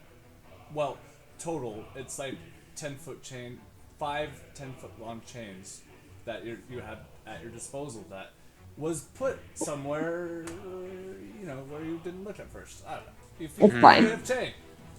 Yeah, she'll look at Null and she goes, "Darling, I think I've come up with an idea. I mean, I could be wrong." But she kind of sure. listens. She's like, "We have metal plating for grip, but winter does get very icy, very, very slippery. What if we wrap the tires in chains to create an extra grip?" Hmm. Hmm. I have an idea that may be better than that. How about take the metal links and he takes one in his hand and like kind of breaks it. Stupid. If he has the strength, if he has the strength for that, or at least the idea is to break the links into spikes and attach the spikes on the metal to where there's like not like pointed spikes, but studded like studs on I all the understand. metal to like grip into the ground more. About like I don't know, about half an inch long spikes. I will say this. I'm going to jump in as a DM real quick, just to say where I'm at. Both options are going to be doable. Both options will hinder the speed of overall of the whole mobile home.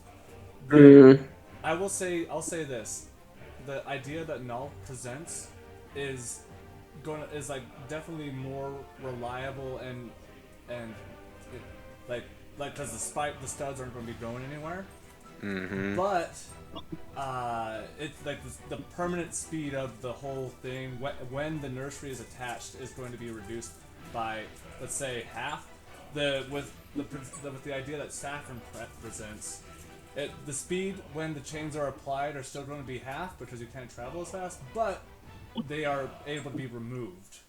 Not Yeah, and maybe not as easy. So it's up to you two which way you want to approach it, but that's kind of where I'm at with both mine. sides. Well, that actually was my second idea. So I was gonna say we take a metal like surrounding of the wheel, like a metal encase of it, and attach all the studs to it, so we can in the wintertime lift up the wheels, take off the traction that's already on it, and replace it with this metal sleeve with the studs on it onto it and to secure it onto them.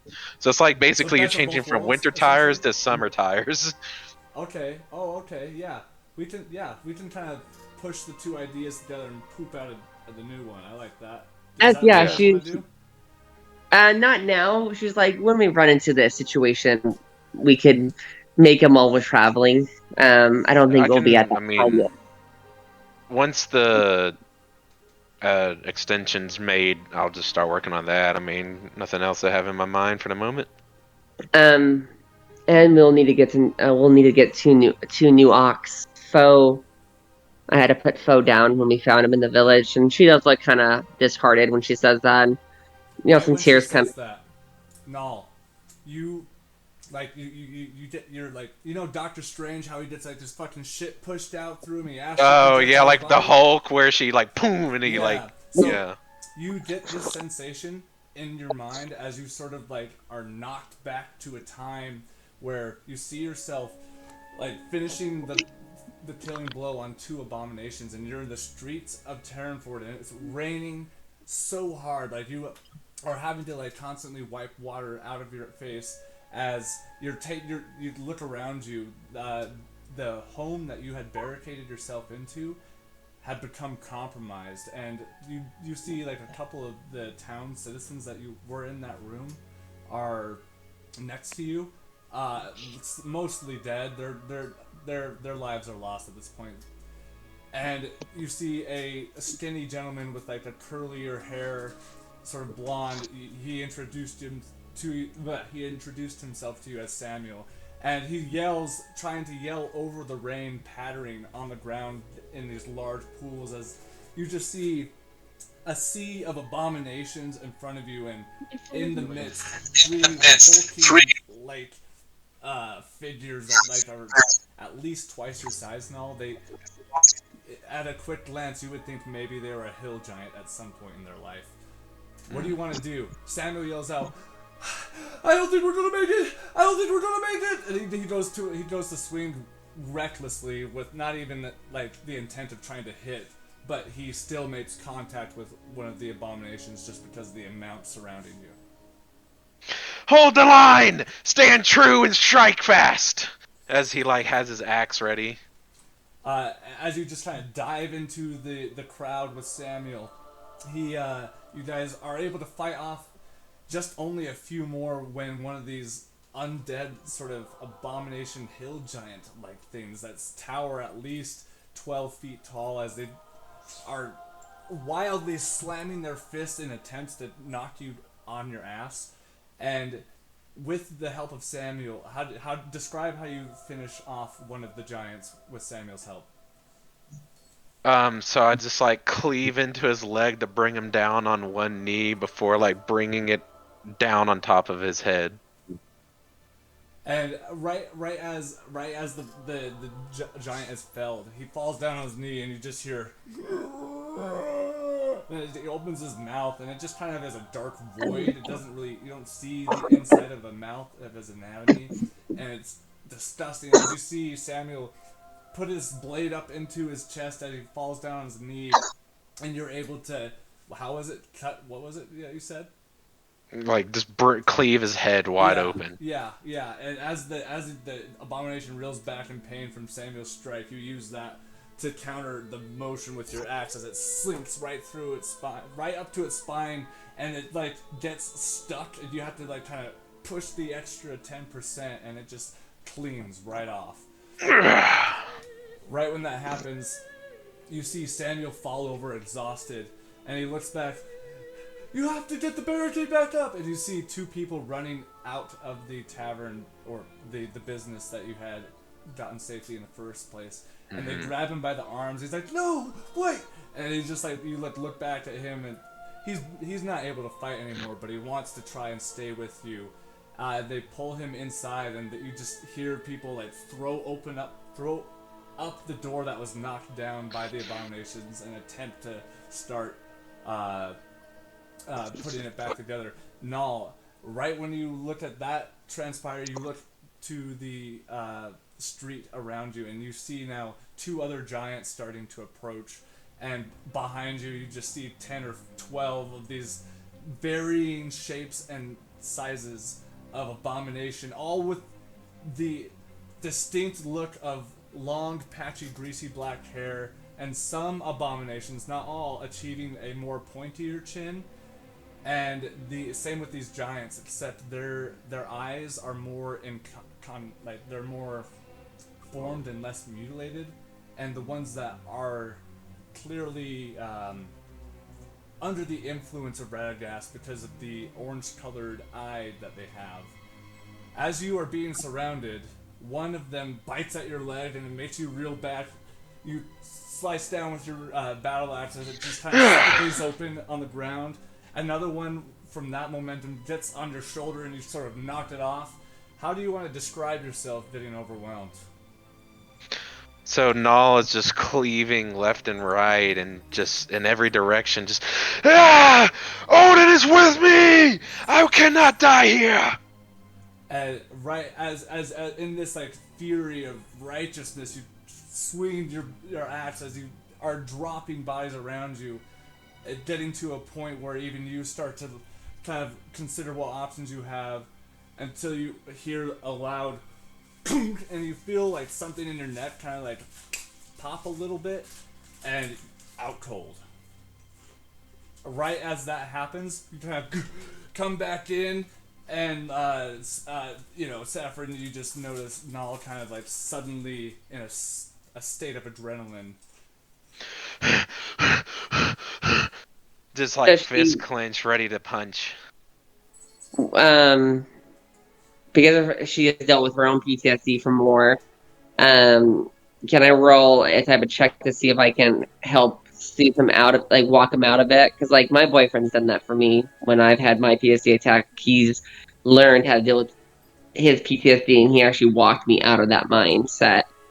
So I'll let you roll either medicine or insight because both of those kind of make sense. Insight. Okay.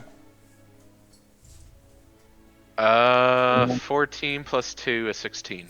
Okay, Nal, you're feeling a lot of emotions right now, but at a quick, with a quick glance, what's the number one emotion that's being displayed through your behavior at this moment?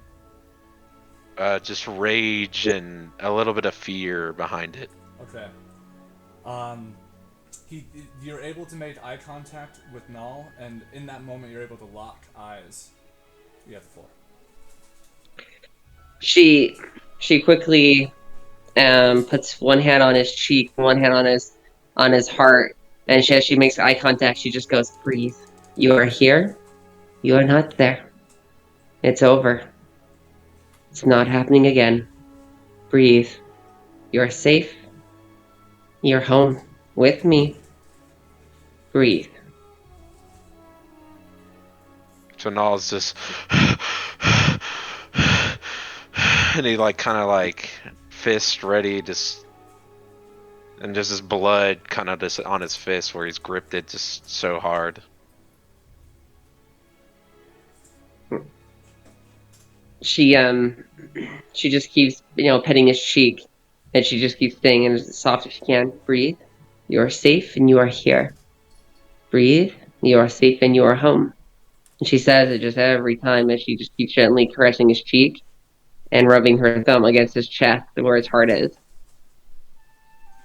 So Nal's eyes just go from like a blood red or almost a full blood red, just slowly down to a shade of like orange yellow.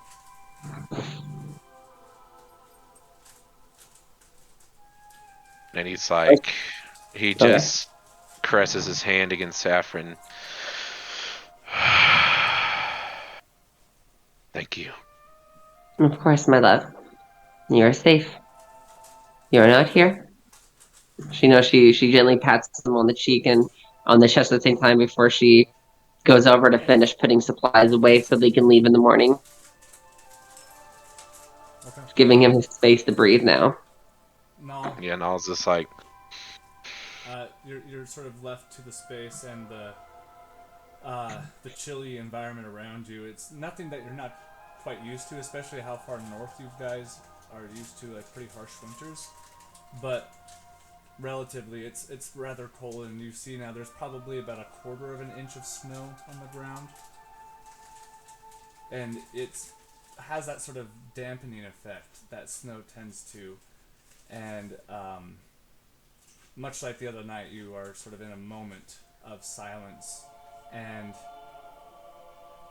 like thoughts of anger and fear and confusion swirl in your mind as you try to gather yourself, and you feel within your mind's eye you feel the sort of guiding light of a rather large sort of catfish-like creature with golden whiskers that kind of flow off of its face like very majestically.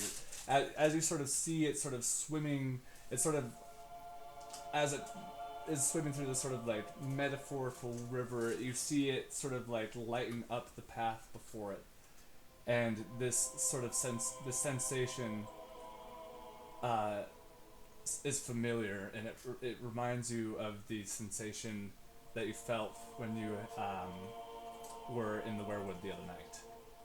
And how Nal interprets this is up to you, but it is rather calming, and so it's very Nal, warm. so Nal is just kind of sitting there with that thought in his mind, And as it kind of came over him, he had his hand gripped over his shoulder, kind of scratching at the marks left by the Imprints. rods. Yeah. Yeah, that is like, what do the marks look like, by the way? They're the scarring is a little bit intense because of the speed at which Zafir was able to pull them out at initially, Mhm. but relatively, like they're pretty circular. Like it's like almost like the shape of the rod itself.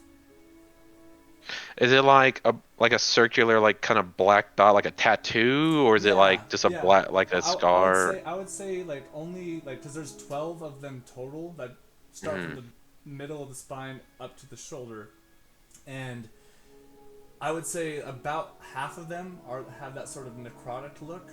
But for all intents and purposes, it's like, like imagine where, oh well, that's more like a hole. I was thinking of the Matrix, but like not really that. Never mind.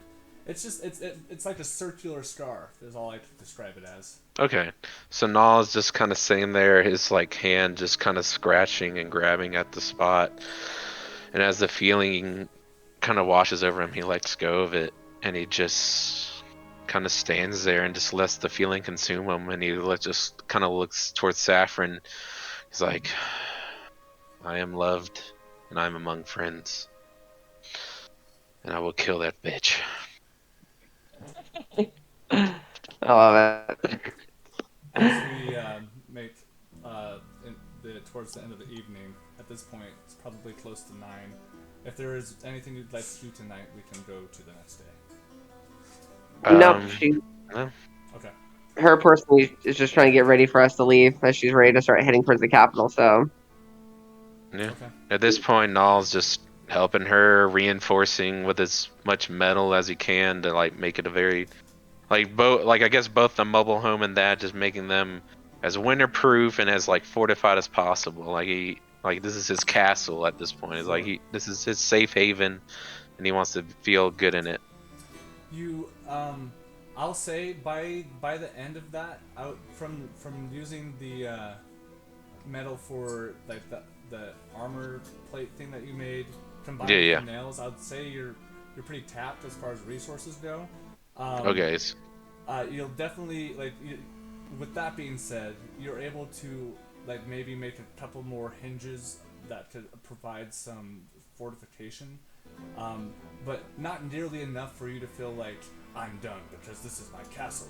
So you probably Yeah, want to yeah. find more supplies. Okay. Then I would just let Safra know that that's my plan, and that and Yorm is the Europe. name. Yorm, that I'll be looking to finish up that and ask her if she would like to help me investigate the bandits in Radagast. so what is he looking to do with the metal? So Saffron, I've used up about all the metal I could to help you with your armor and the project. I'm looking to procure as much as I need to fortify both our mobile home and our kids, the child's extension. I want to make a place that will protect us from danger as much as possible until we rebuild our clan. She looks at him, looks it over, and goes, "I can. That would be smart, but we should be careful not to make it too heavy. And you know, if we make it too heavy, then we won't be able to move very far, very fast, and we'll tear out the arc. So, what we can do is, when she kind of thinks, we could use metal to reinforce the wood and use it as a reinforcement, but we should definitely not make it all of metal." No, that's what I meant. Just reinforcing critical areas. Right. Oh, okay. Okay. And she Yeah, goes, "Of yeah. course." Not all metal. No, that shit would literally sink in the mud. Yeah. She goes, "Of course. We will. Let's get to the capital. I need to sell some things that I have, and we can investigate what happened to our clan now. But we need to be to that capital." Hi, and he'll just like caress her cheek with like the back of his hand. Like, we'll find out where the fuck those bandits are and where this Radagast motherfucker is. I want to make sure that we take care of these problems so our clan has a safe world to live in. I couldn't disagree more. We will blood eagle all of them and make them all pay, as the gods intend. With just a smile on his face, yes, we shall. Are you? She kind of thinks about a minute. She's like, I can drive for the bit, and then you can take over once we wake in the morning. I have it. You get plenty of rest. If you're sure. She pats him on the chest before she goes to the wagon and sets up for the night before leaving in the morning. Okay. Just for funsies, will you roll a D100? If you roll higher than 40, tell me. Okay. Me or her? I guess it doesn't matter. I'm You. rolling for both of us. Okay. What is that? That's 30. 30? Oh man. Yeah. Right. Yeah. All right. So, in my head, I was like, okay, if it's 40 or higher, there's going to be a cumulative amount of snow on the ground. But as you wake up, the morning is slightly warmer, and the rain that is happening. I would say it's at like a 3 right now. It's nothing too serious. You imagine if it was any bit colder, it would probably be snowing. But because of the rain, it's doing away with a lot of the snow that was left over from the night. And at this point, has accumulated about a little over, I'd say about half an inch. Of snow? Yeah. But now it's Okay. mostly been being melted from the rain, so it's just really wet right now. Okay. So Nal is just kind of getting the oxes tied up and everything kind of battened down and ready to go. Only one ox since we lost Bo. We have to get, and we should probably, ox.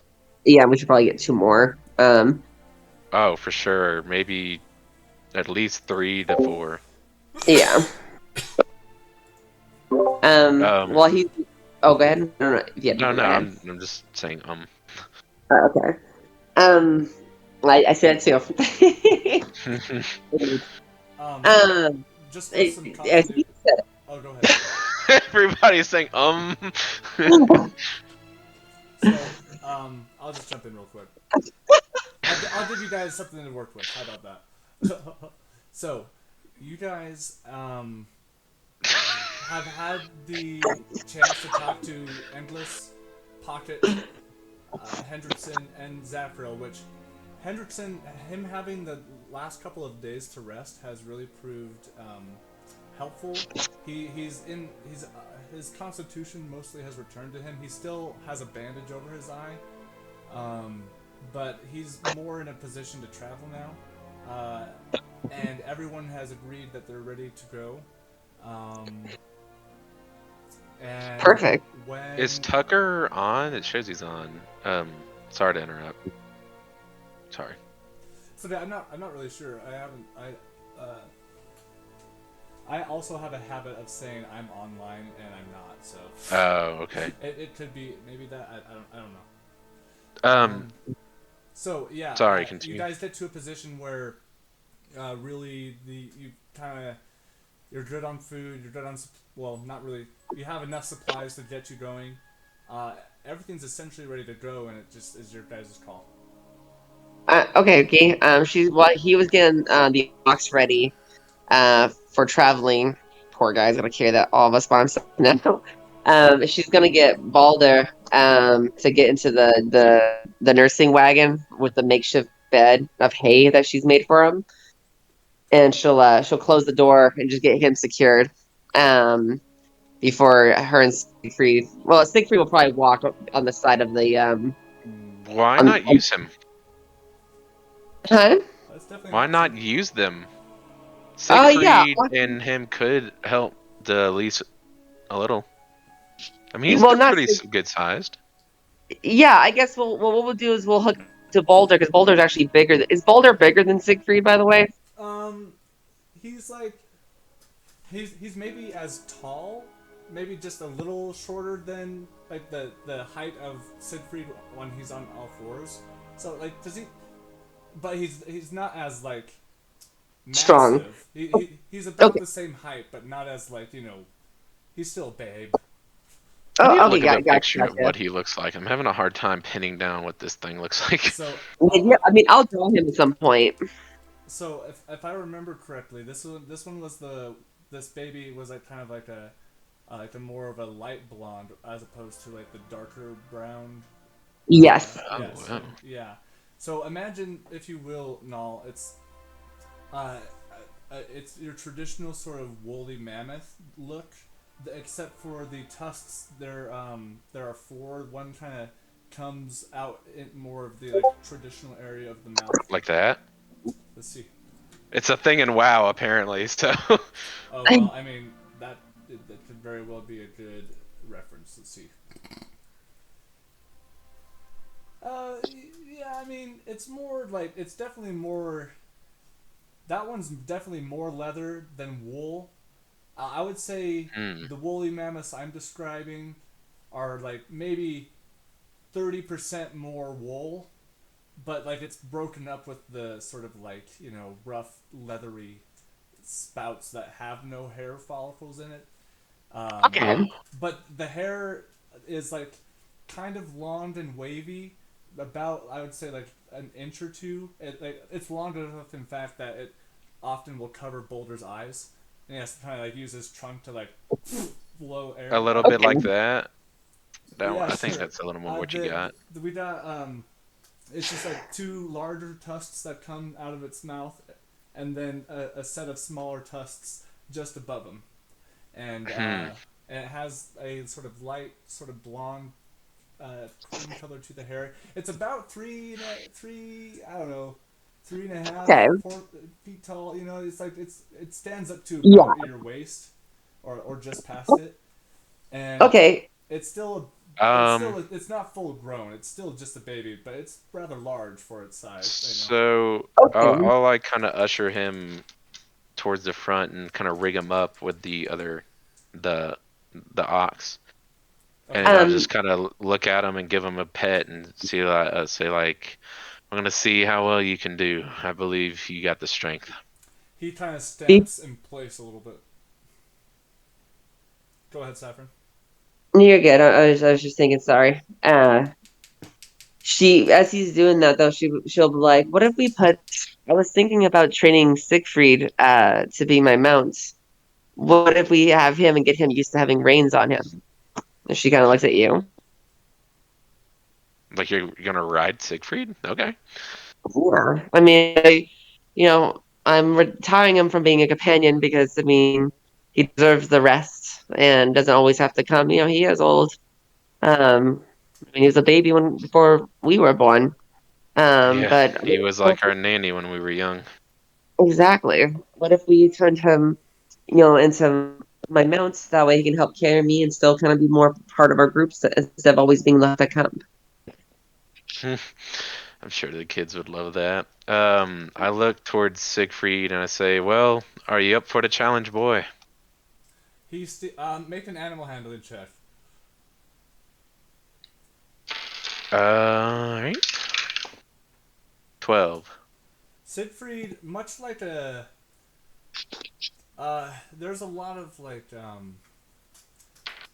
he responds positively in such a manner that like says, yes, I'm ready for this, but begrudgingly so. Like he doesn't seem very like totally turned on to the idea, but he's saying yes because of the position and power that you guys have in this relationship. So I bring him over and I hook him up and I just look him in the eyes.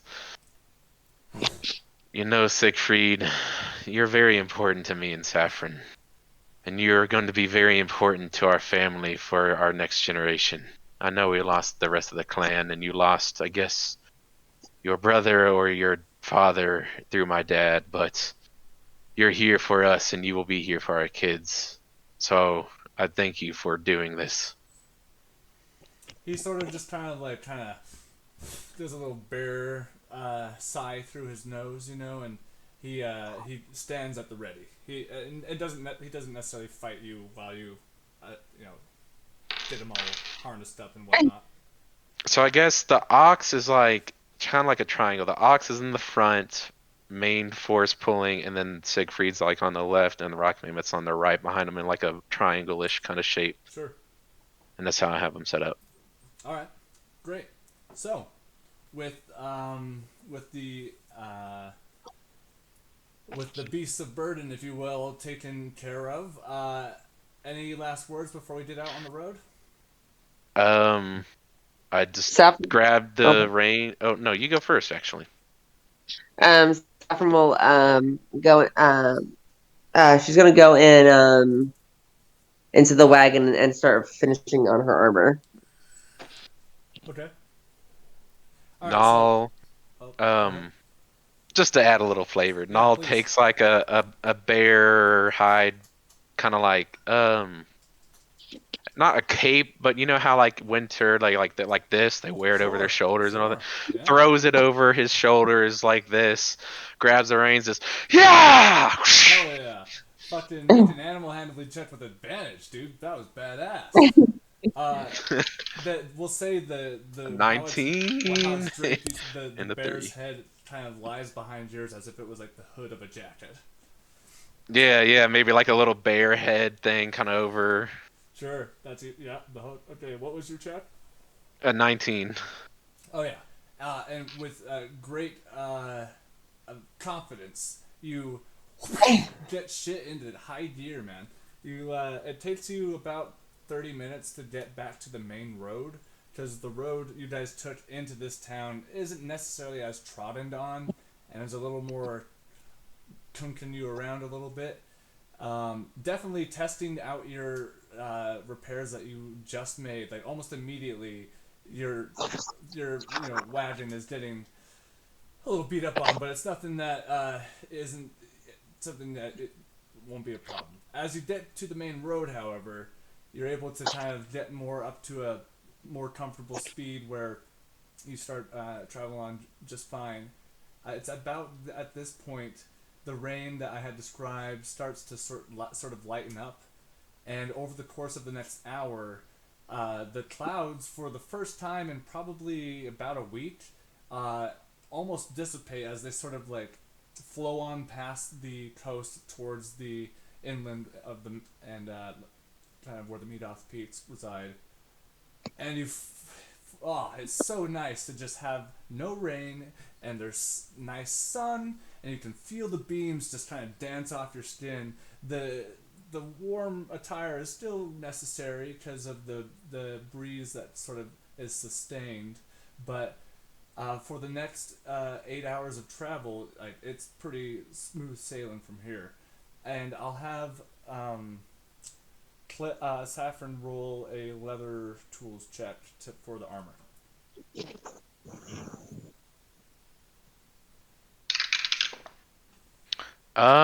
16 plus 7. 16 plus 7? Yeah. Mhm. Okay. Okay, dude. Hell yeah. So, Saffron, by the end of Yeah. the night, you're able to find yourself pretty pleased with what you got going on.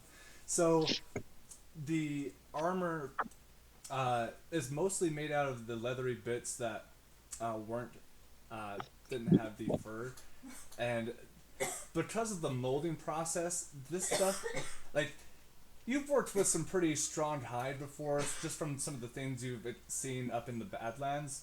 I mean, the Battlelands rather. But Mhm. this stuff is incredible.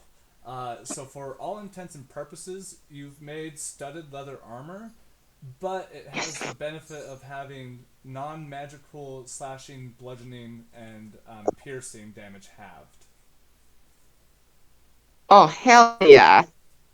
Yeah, Do I it's because it's like so, like, the hide is so thick, and like they'd have to slice or cut or bludgeon you pretty hard to do any significant amount of damage.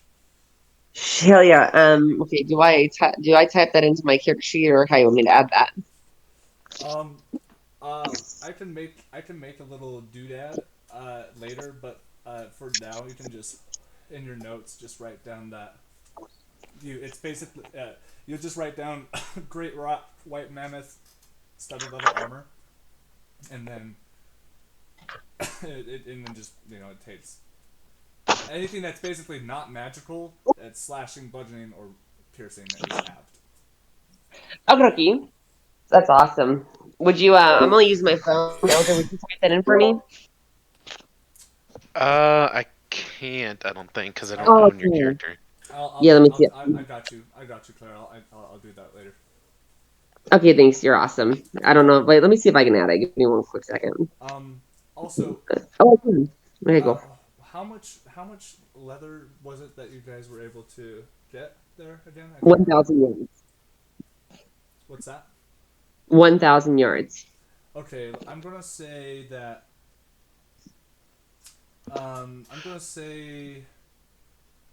I don't know how it actually works, and it doesn't matter. But we're gonna say 20 yards of it was used to make the armor. That actually sounds pretty reasonable. I'm not gonna lie. Um. Okay, so let me correct. So it's studded leather. How much does it increase my AC? Hold on. Let me look up what studded leather is. Real Okay. It's a 14. Oh, gotcha. Oh my gosh. Studded leather is a armor class of 12. 12 plus the dexterity. Um, so that would be. Hold on. 16. 16, and then you would have that damage. It's basically kind of like it's almost like rage in a way.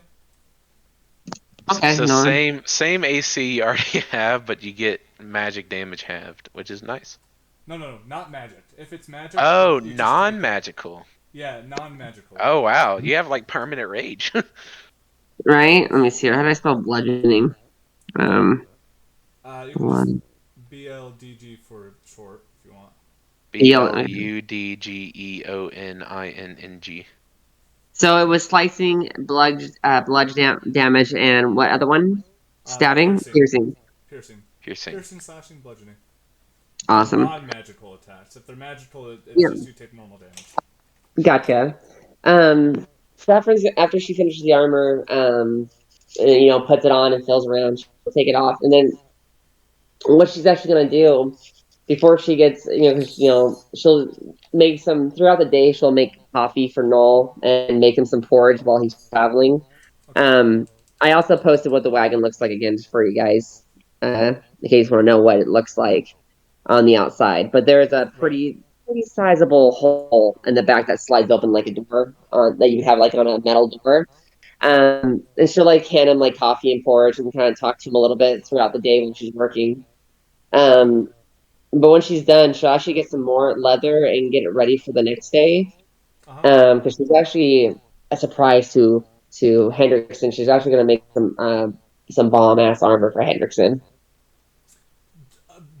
I think he will accept that, and there will be a time and a place I'm sure he will wear that. Just for full disclosure, the plate armor that he's wearing might provide him better defense overall as far as Oh, AC is no. concerned. He's wearing plate armor? Yeah, Yeah. yeah, Okay, I'll do this. yeah. What kind of weapon does Zephyr have?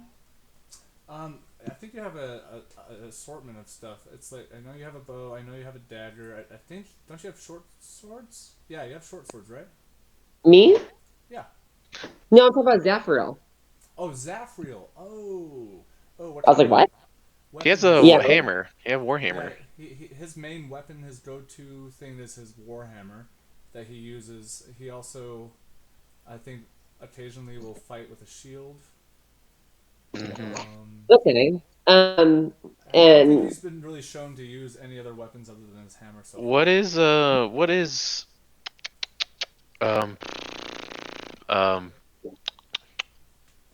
wow, I can't believe I just forgot his Hendrickson using for a weapon. What's that? What now about? What now? What's Hendrickson using for a weapon?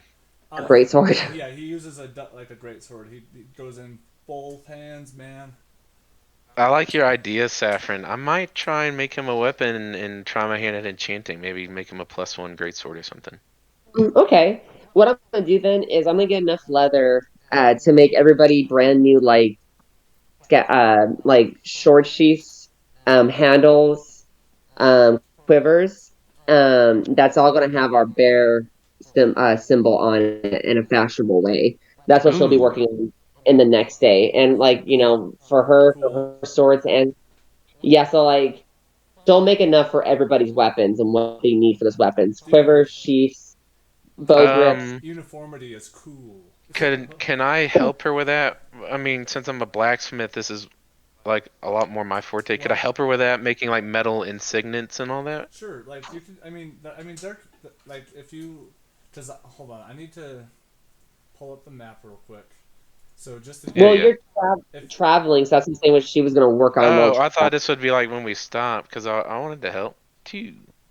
Well, well, yeah, you can't. I When mean, you make them weapons, you you can can have put a metal Hendrickson. I signal on the mean, weapon. yeah, Hendrickson also in the past has driven the wagon. So I mean the mobile home. So if you guys want Hendrickson to do that, you can Oh, okay, that works then. make the time. Bet. Yeah, I guess we could take shifts. I don't know how long we are from it, but I assume more than a day. Well, Like okay. So I'm how looking at far the is it? map right now. If you guys want to pull that up, Yeah. Yeah. the hex that I described earlier with the river cutting through it to the Yeah, ocean. yeah. You guys Yeah. spend the next day traveling around the coastline. This next day you Mhm. come to, you'll be passing West Harbor. If you want to stop there, you can, but you're probably another potentially 2.5 days out from reaching the actual capital, staying on the road. Okay, cool. Then yeah, that's I guess what they'll spend one of the days doing. Yeah, I'll switch out For, with Hendrickson to take a rest from it Sure. and work on that. Cause I mean, since I don't need my armor anymore, I could just smelt that down, and then just use that. Cause I mean, I really like Saffron's idea, and my idea was like, well, I'm a blacksmith. I could give my expertise to that because that's more like a weapon thing, The and it would problem also is, be a nice gift because of like the whole party really right. helped out and all. So I think that's a great idea, but the thing is, I think, like we were talking earlier, you don't have a lot of material left on you to like actually work with. You need to stop to get more supplies. well, I was just talking about like my leftover armor I'm not wearing. Okay. Oh, I see. Okay. If I could just smelt that down because I had half plate that I'm not wearing anymore. Oh, so yeah. what are you applying the metal to? Because she's making like scabbards. Well, not scabbards, but like leather sheaths and quivers, and grips for weapons. So what would you be doing with metal? Making arrow tips and this leather scabbard's making like a metal tip at the bottom, and then like Oh, some metal Oh, I filigree. understand. And you said like a bear symbol since we're like the Fellowship of the Standing Bear now. I was gonna make like either a bear head or maybe like a standing bear kind of right in the middle, like Well, if you nice looking and all that. what you can do, if because like Saffron also touched on that a little bit. So what we can do for the symbol, we can say you can like make like some sort of like a metal piece that has like the mold shape of like a bear or whatever you choose to design, and that's what you press into the leather to make oh, the that's whatever. You know what smart. I mean? Because I already have an idea for the pattern, so I'll draw that and then show it to you guys. But whatever we make it to, that's what we'll be putting on Okay, so pretty much. what I'll do then is you you said you had a half plate chest plate. Is that what you said? Half plate. Okay. Yeah, it's like chest How plate much does it gauntlets. It's weigh? mainly just the top of it. Let me look. Because whatever it weighs is when you smelt down. We'll like take like a 10% reduction just because of like some impurities that didn't make you didn't go under the 40 pounds. okay. Let's say you got 35 pounds worth of like right now it's molten, but like you can melt it down and you have 35 pounds worth of material now. You no longer have you don't have the armor, but oh boy, that's a good way to recycle. That's a good yeah, that's a good chunk. Okay, so I guess yeah, I mean I don't want to intrude on your idea, but I already was thinking something like that as a gift to like the party, like because they helped out and all so much, Oh yeah, especially no, I'm good with Zafrael it. and Oh yeah. so yeah, I like it. So I guess All right. I'd So make like a this. standing bear on like all of us a scabbard with a standing bear. Okay. Cool. Wait, and the scabbard is like the tip thing you were talking about. A scabbard Yeah, is well, the sheath. That's what you yeah, call the them. sheath. Okay. All right. So we'll. Okay. So since you guys are going to be working together on that, basically, like Saffron's going to bring in like the sheath itself, and then you're going to add the metal Pieces. pieces to it. So let's have you guys roll your respective tools checks, so blacksmithing tools, and Saffron, you can roll your leather working. And I'll just give you guys a flat +3 to it because of teamwork. Sweet. And we'll give it to them when everyone's here as just a gift. Yeah, Yeah, yeah, just of course. Say that. What was that? we'll give it to them when all the players here as a Oh yeah, gift. I think they all that, that's fair. so we'll keep that a surprise. Sure. I will. So what were the totals? Uh, hold on, just move me up. And don't forget to add the flat +3 to it as well. Yeah. All right. Here's an image of the idea I had. Instead of the circular metal piece, it'd be like a standing bear symbol, like in the middle, Let's see. Hold on. Let me see. I'm pulling it open. like that with Norse pagan symbols, like on the filigree, and then that circular metal thing in the middle would just be like a standing bear symbol. Okay, I see. Okay, cool. Cool, cool, cool, cool, Bet. cool. All right, right on. Yeah. All We'll right. we'll do while you do those rolls, I'll look for it. Leather working. That is a calculator. Okay, I have the coolest idea. So 13 for the leather Hold for a working. second. 13, and that's the +3 as well on there. Oh, no, let me add the +3. 16. 16. Okay. And Yes. then for the blacksmithing. 16 plus 8 plus 3, so really up there. What is that? 16 plus 8 plus 3, 27. Yes. Oh, yeah. And the the reason why you're able to like work at such like a uninterrupted pace is, just accompanying each other just like really makes the time fly already. But the day following after your last previous day of travel, the weather has remained. It's Hmm. it feels like a gift from the gods because of the last, like I said, week or two. It's just been rather miserable and pretty cold. yeah, But and so with that, it's a nice, easy, smooth ride. Nothing to like really get in the way. Oh yeah, wow, that's pretty cool. Nothing gets in the way when I'm working next to my saffron.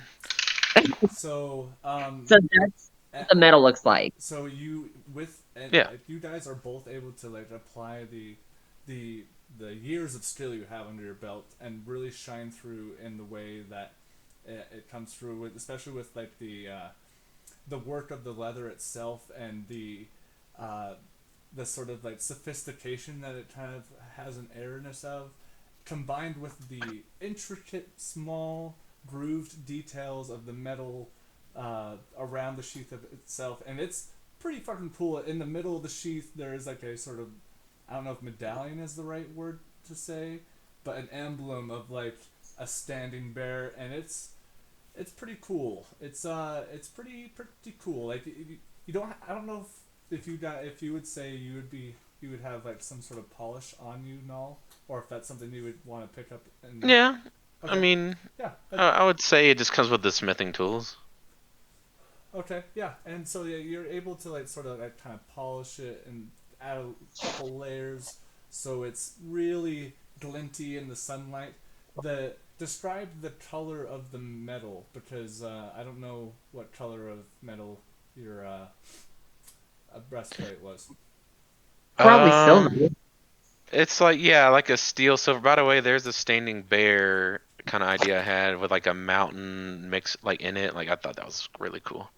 That is Okay, badass. I'll take that concept. Okay, I'll take. Because I was like, that could be the mountains and trees of our home where our clan was. You could even like maybe like a little bit of our clan like in below the mountain. I actually like that. Okay, because I was gonna do a shield with a bear's head on it, and then like have our weapons surrounding it as our symbol. But I like this better, so we'll just say that's the symbol. Well, we'll see if everyone else likes it too, if they're I cool like with that it. idea though. Your concept No, I like is that too. I mean, pretty nice too. and I mean, there could also be like a general theme of it. Like maybe on the weapons, it's specifically a different type of emblem representing the. It yeah. I think Okay, both ideas are great though. But cool. Yeah, I'm down for whatever. so with that being said, uh, I would say it probably doesn't take you all day. You probably around lunchtime start wrapping up, mostly because you're hungry, but everything's put together really. You just need to maybe kind of breathe on it and kind of rub it with your elbow a little. Um, at this point I'll make it. in your Okay. travels, you get to a point where you're starting to see um, more people traveling, mostly with smaller rides, and people that you end up passing that are all pulling a matter of all sorts of goods. Um, just for reference, it's probably like every like 100 or 200 feet, you're like either passing somebody or you're some merchant has decided to set up shop here instead of finishing the journey and going into West Harbor, which you're now approaching a large sign that's as long as the road, which is about 25 feet wide. Uh, Hmm. Oh, damn. Kind of much like the Ogden sign, it has sort of across the top Oh yeah. in common West Harbor, and the road kind of diverges off, and then eventually the main road you're on kind of like continues going off of that. Clearly, it's clear to you that you have a decision. You can either continue going north west and kind of continue towards the capital, or you can go into West Harbor. I'm pretty much set on the capital. That's what Saffron will just kind of say. Okay. That's just Yeah. All right. So you continue on. You stop by. You excuse me. You continue going northwest, and you after about 2 or so miles, you kind of the plains start to level more out, especially now that you're getting close to the coast. Hmm. And you can see that just even from this distance, which is probably about 10 15 miles, a large dock. There you see multiple boats, even from this distance. You can't make out quite any detail, but it's just like you've all been to Leavenwood at this point, and Leavenwood was pretty hopping, but this is like takes it up a notch or two. And will both of you roll a history check for me? Sure. I just want to see if you know anything else about West Harbor. 19 for me and History. 7 plus 3 for Saffron. So Um, 10. so Null, Hmm. Saffron, you've heard of West Harbor in the sense of like as far as the Empire is concerned, like it's like uh, you know the second fallback as far as like they have a lot of like warring ships, and it's pretty much used by the capital as like its own little dock, and West Harbor just happens to be the town around it, if you catch my drift. um, Okay. it's a pretty big deal. There's a lot of, anyways, you would know that much. Null, from your travels before meeting up with Saffron, uh, you did some work in West Harbor. Not a ton. You only stayed there for about a week, but it's pretty like structured there. Like it's not like super like Hmm. follow the rules or else, but like kind of follow the rules. You know, you don't really want to see. You don't want to be talking and fucking around because like the presence of the empire there, especially during the war, is like pretty heavy, pretty heavy. But yeah, that's about it. As you guys Oh, continue traveling forward, though, um, let's have you roll another D100. Null. I want to see if anything cool happens. okay. Um, She'll make food for everybody. This time she'll make like as you've been traveling, she's been trying to get rid of that mammoth meat because it's a lot of meat. It's gonna go bad at some point. So this time she made diced up oh, mammoth rice balls. I was gonna make that food locker forever ago. That Oh, that's that's right. why I You know, ended. That's the whole reason I ended up going to that place and getting captured. I was trying to get Metal to make a cold food locker. I completely and forgot about that. we Now still in have this moment, hearing you say that's just like that's right. I was trying to make that. well, we probably still have a day's worth of travel after we stop and rest. So then you could work on that. You should have enough metal to make that with all that plate you melted. Or no, no. You can make one, but it would be kind of small, not as big as what you We have won't. now. I'll wait. Instead, I did want to ask, could I go ahead and try and start making a +1 greatsword for um Hendrix. Hendrickson? Why did I that name blanks every time? Or at least try my hand at enchanting to attempt it. I Sure. mean, more Yeah. like an Okay. attempt. So, what I'm going to say, uh, there are several ways you could go. At at this point, I can't remember. Have you finished that book yet or not? I spent a few hours reading it before I left for the thing, and I got through like a couple of chapters. I don't Okay. remember if you said I got the whole thing Yeah. or not. All right. So you have a gist of like kind of how to compose yourself during this process. There's a very like not so critical but important step of collecting the right sort of materials, whether they be a certain branch from a tree or any other specific sort of mat that you could have. And I will just for the just for now, like I'm going to say you have these supplies enough for you to like they're often also bases for a lot of other things, in, like even in medicine. So like a lot of the salves that Zafriel makes are also used. Anyways, not to mumble on. I will say go ahead and you're going to roll at disadvantage and um, make an Arcana check for me. Oh, please describe. I don't know if you'll do it or if Colton will. Please describe what you trying to enchant looks like for the first time. Yes, I am please. intrigued.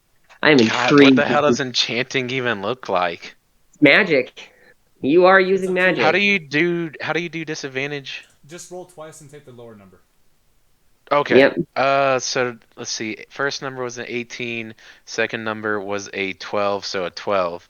So I guess Null fashions the great sword, I guess first. I don't know exactly how to enchant it, but he fashions the great sword and he like collects whatever kind of materials he might have learned or whatever he needs.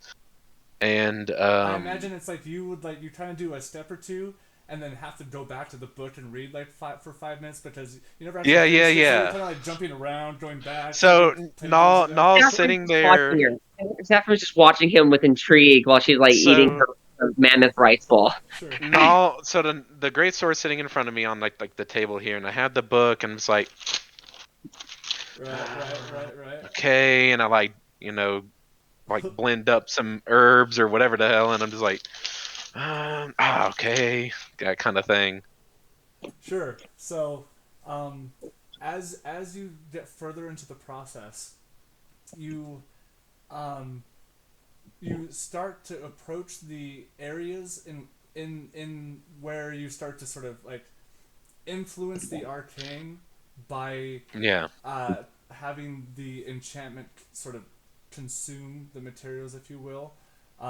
You watch as the herbs that you had ground up sort of like lose their color and and sort of kind of turns to like an ashy gray Okay. and like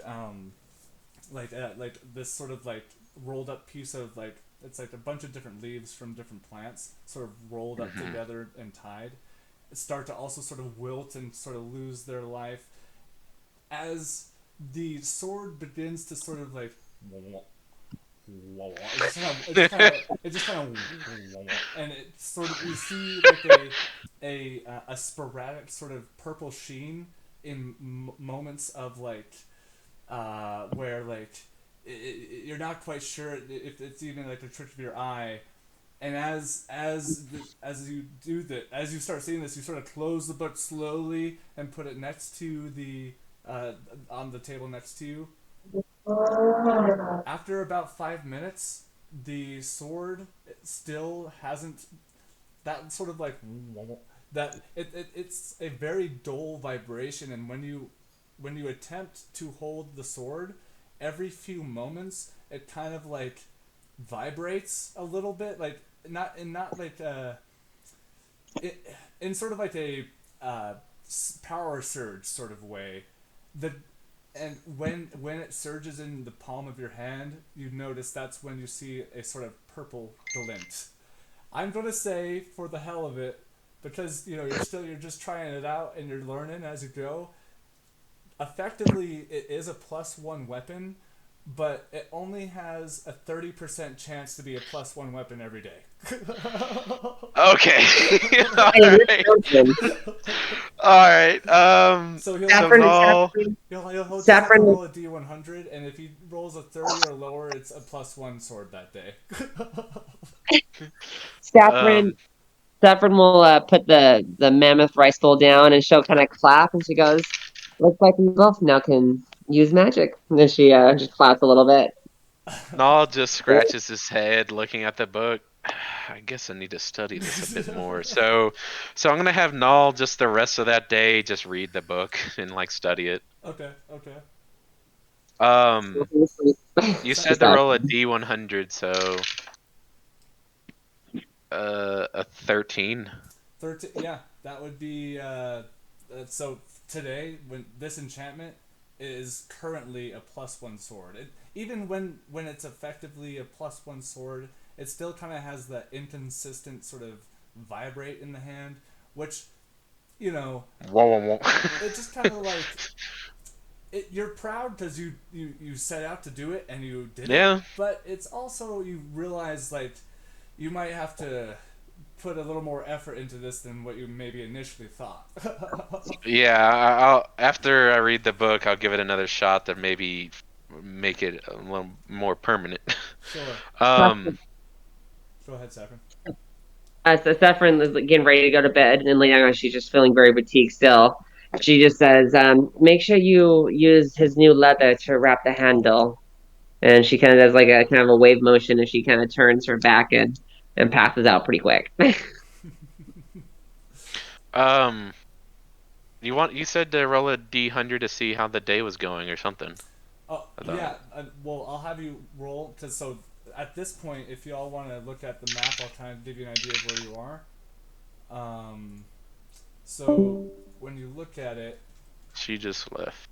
oh shoot, I think it was on accident. yeah, she I rolled a 95, by the way. cool. All right. Hello. So if you guys Hey, want to look at the map, the okay. hex that you guys are in right now Mm-hmm. is the one attached to the southeast corner of the Urim hex. So after this Hey, days of travel, you'll most likely start entering the actual land of Urim, but it's going to be some time before you actually get to the capital city, if that makes sense. Yeah, it does. We're almost in the territory. Yeah, Yeah, yeah, yeah. yeah. Um, with that being Almost in said, the province. you rolled a 95 for the weather conditions. Yeah. And is there I would assume there's a point at every night where you guys pull off to the road like you have been just to sleep for the night, right? Oh, of course, Okay, cool. Yeah, the yeah. animals. Um, Yeah, and let them rest and all that, yeah. so when you guys wake this morning, it's pretty brisk. even with your guys' furnace going, it's pretty fucking cold. Like it's like that. It's where it's so cold. Like if you move just an inch underneath the blanket, it's like you have to like get back in the same position where it's warm. You know. Because when you look out your window, which is mostly fogged up at this point from your guys' breathing inside of it, you open outside and there's probably a good like inch and a half of snow, and it's still snowing currently. It's pretty mellow, like nothing to be like crying about, but it's really cold and it seems very sudden, like just like suddenly there's snow everywhere. Saffron's gonna So like take a deep breath under the covers, and she just like sighs and she just quickly throws the blankets off of both of them, and she just accepts the cold It's ass cold. cold what it is, Yeah. and gets. she does that as she does it. So when Saffron wakes up, Nala's just sitting there reading this book and just like kind of just chilling there, just reading the book. So she throws the cover off, and he's like, Yeah, you notice okay. you notice as Saffron just like jumps out of bed and just kind of like accepts the fact that it's fucking cold. Something you guys are totally used to. Like this is, I mean, this is pretty cold, almost as cold as like it reminds you of home almost. And you've noticed that Yeah. Nal kind of has like he doesn't look tired, but he looks like maybe he woke up early and like has been reading and his eyes are strained, so they kind of have these like small bags underneath them. Yeah. But You throw the cover off, and Nala's just in his underwear, just sitting there, and he's yeah, like, mm. you smell the He just coffee goes and back to underwear. reading, and he like does a little shiver, like, it's a little brisk, and then it just goes right back to reading in his underwear. She arches her brow at him and kind of laughs as she makes coffee and gives him a cup. You wake up early, or did you stay up and read? I just woke up an hour or two ago and just started reading, and I care a lot about this project, and I want to make sure it's right for Hendrickson. No, Mhm. describe one really boring part of the book that you just couldn't stand and had to reread it because of how uninterested you were in it. There's this one part about the required material is then taken, but then the material is given, and it's just, it keeps talking about taking and giving, and it's just, ugh. Saffron is going to be like, no, that does make sense. What resources are given is taken, and what is taken is given back. That makes decent sense to me. She starts getting It ready to make it breakfast. makes sense, but it just keeps hammering on about it in every chapter. Well, darling, you have to understand. You have to give the right amount to be given so it can give the right amount back. And if you don't give the right amount that is given, then it can't give the right amount that's taken. So, I mean, I feel like it is a pretty important part of the book. She like laughs. It is very important. It is just I'm tired of reading that part. Every chapter, the same two sentences about this. So Um, at this point, she you hear a knock on your door. No, Whoa! and Hey, no, open the door. no, no. Closes the book and without a beat in his underwear opens the door. It's just his boxers and just like yes. You look below you as you see a very cold endless with a little bit of snow piling on his shoulders, and he goes, hey there, big guy. I was just thinking I wanted to give poor Hendrickson a break. I still feel bad about his eye. He says he's fine, but do you guys care if I drive the mobile home today? uh, I really would appreciate it. Thank you. I'm really tired. I'm sorry that I haven't been driving lately. Oh no, it's totally understandable. And here, and he like reaches behind him, and below his like coat that I mean his excuse me tape that he's sort of wearing over himself, he gives you two large scarves made of Jeffrey's webbing. She looks at him with like that murderous eye of like an anime character holding the knife as she's starting to cut the meat. She goes, "The gift is sweet, but I do not want to be wrapped in web." He just continues to have a very cheesy, comically large grin as you accept the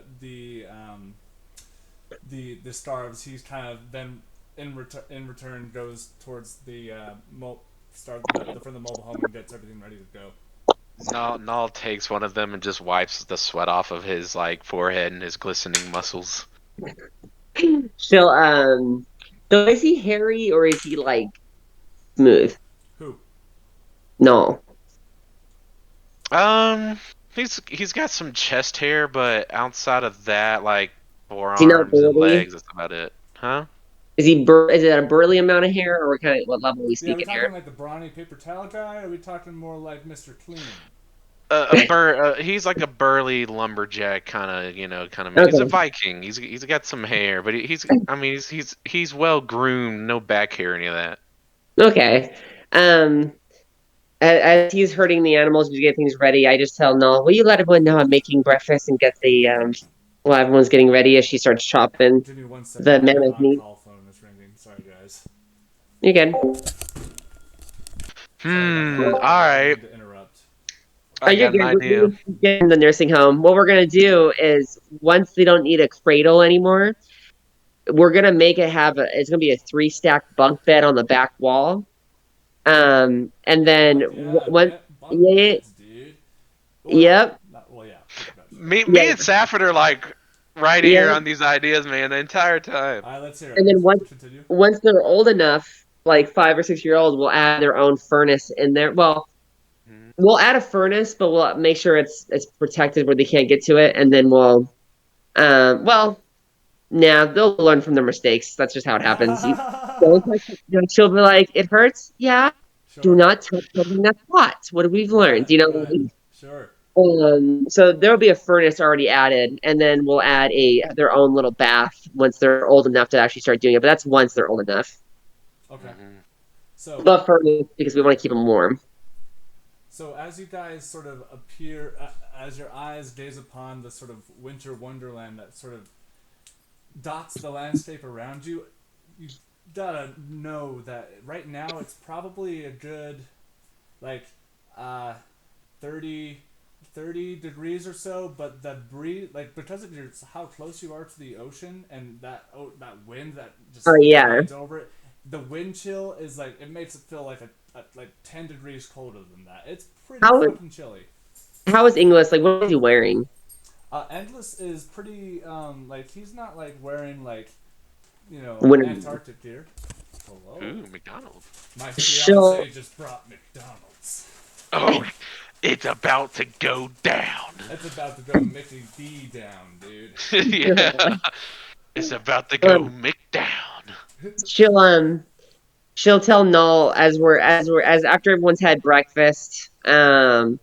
She'll give Inglis her winter clothing for him to wear and a fresh cup of coffee, and Uh-huh. she just goes, "Whenever you need more, just knock on the slide and we'll get you some more Inglis." And she pats them on the lap where the blanket is on because there's the winter gear, and then she made a leather blanket that like a fur leather blanket that you would put over your lap. Huh. Basically, that's like heavy as shit. Yeah. You know, Mm-hmm.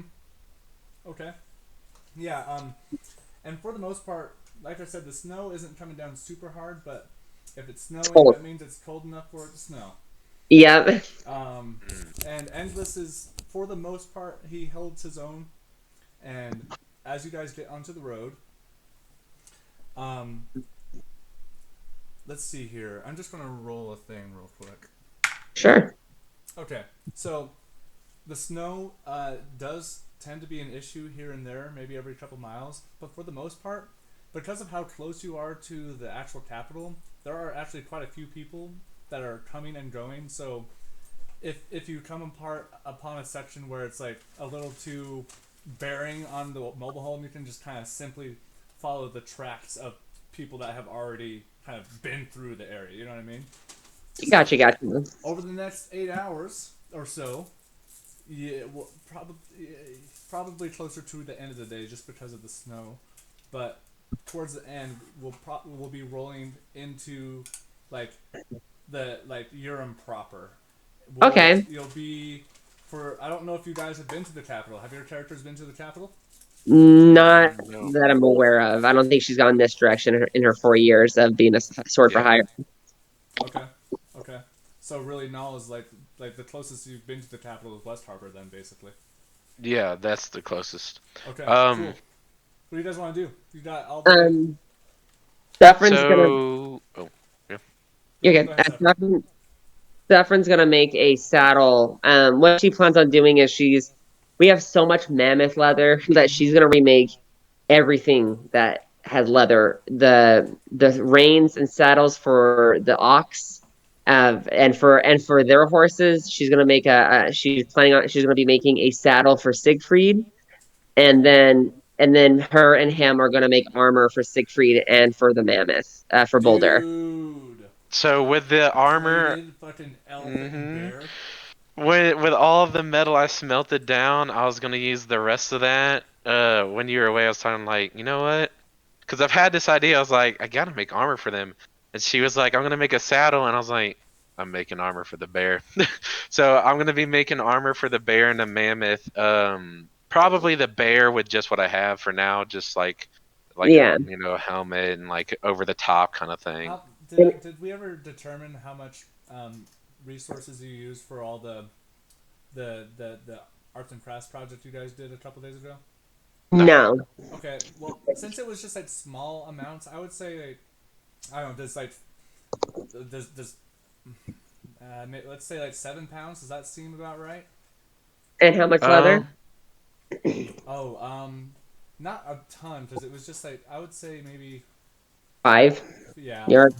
Okay, so we've lost 25 yards. So, okay, cool. So I would have about 30 pounds left of like metal to work with So here. I would say with that, like you could probably make like one like you could make a something that would fit over his leg, or like Chest piece?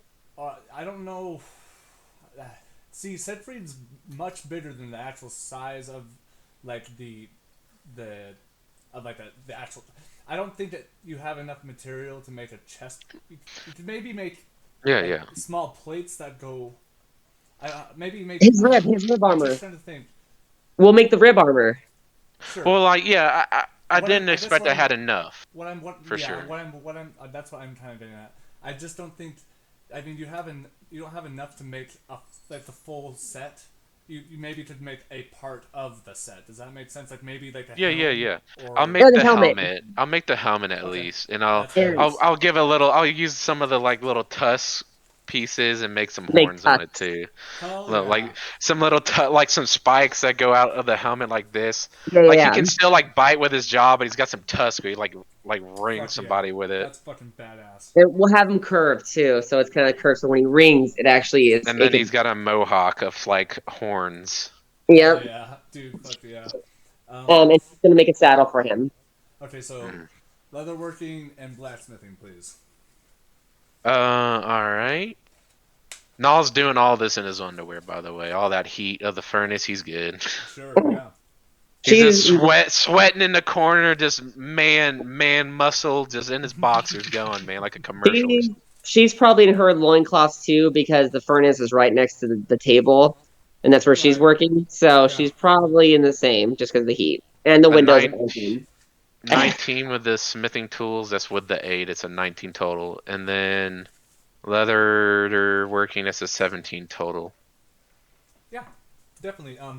One thing I do want to point out that I maybe haven't mentioned yet, all the like the sheaths and stuff that you've made, and like the saddle and the reins, like you've mentioned, Saffron, like the durability of the leather is like unlike like a traditional leather, and like isn't going to like isn't it will need to be shown more persuasion for it to actually snap and break. Cool. If you catch my drift. Oh, that's why I'm doing everything. Everything that we need in leather, she's making it. Sure. Oh Like yeah. as a Sure. gift to them. It's all gonna have Nordic patterns to it.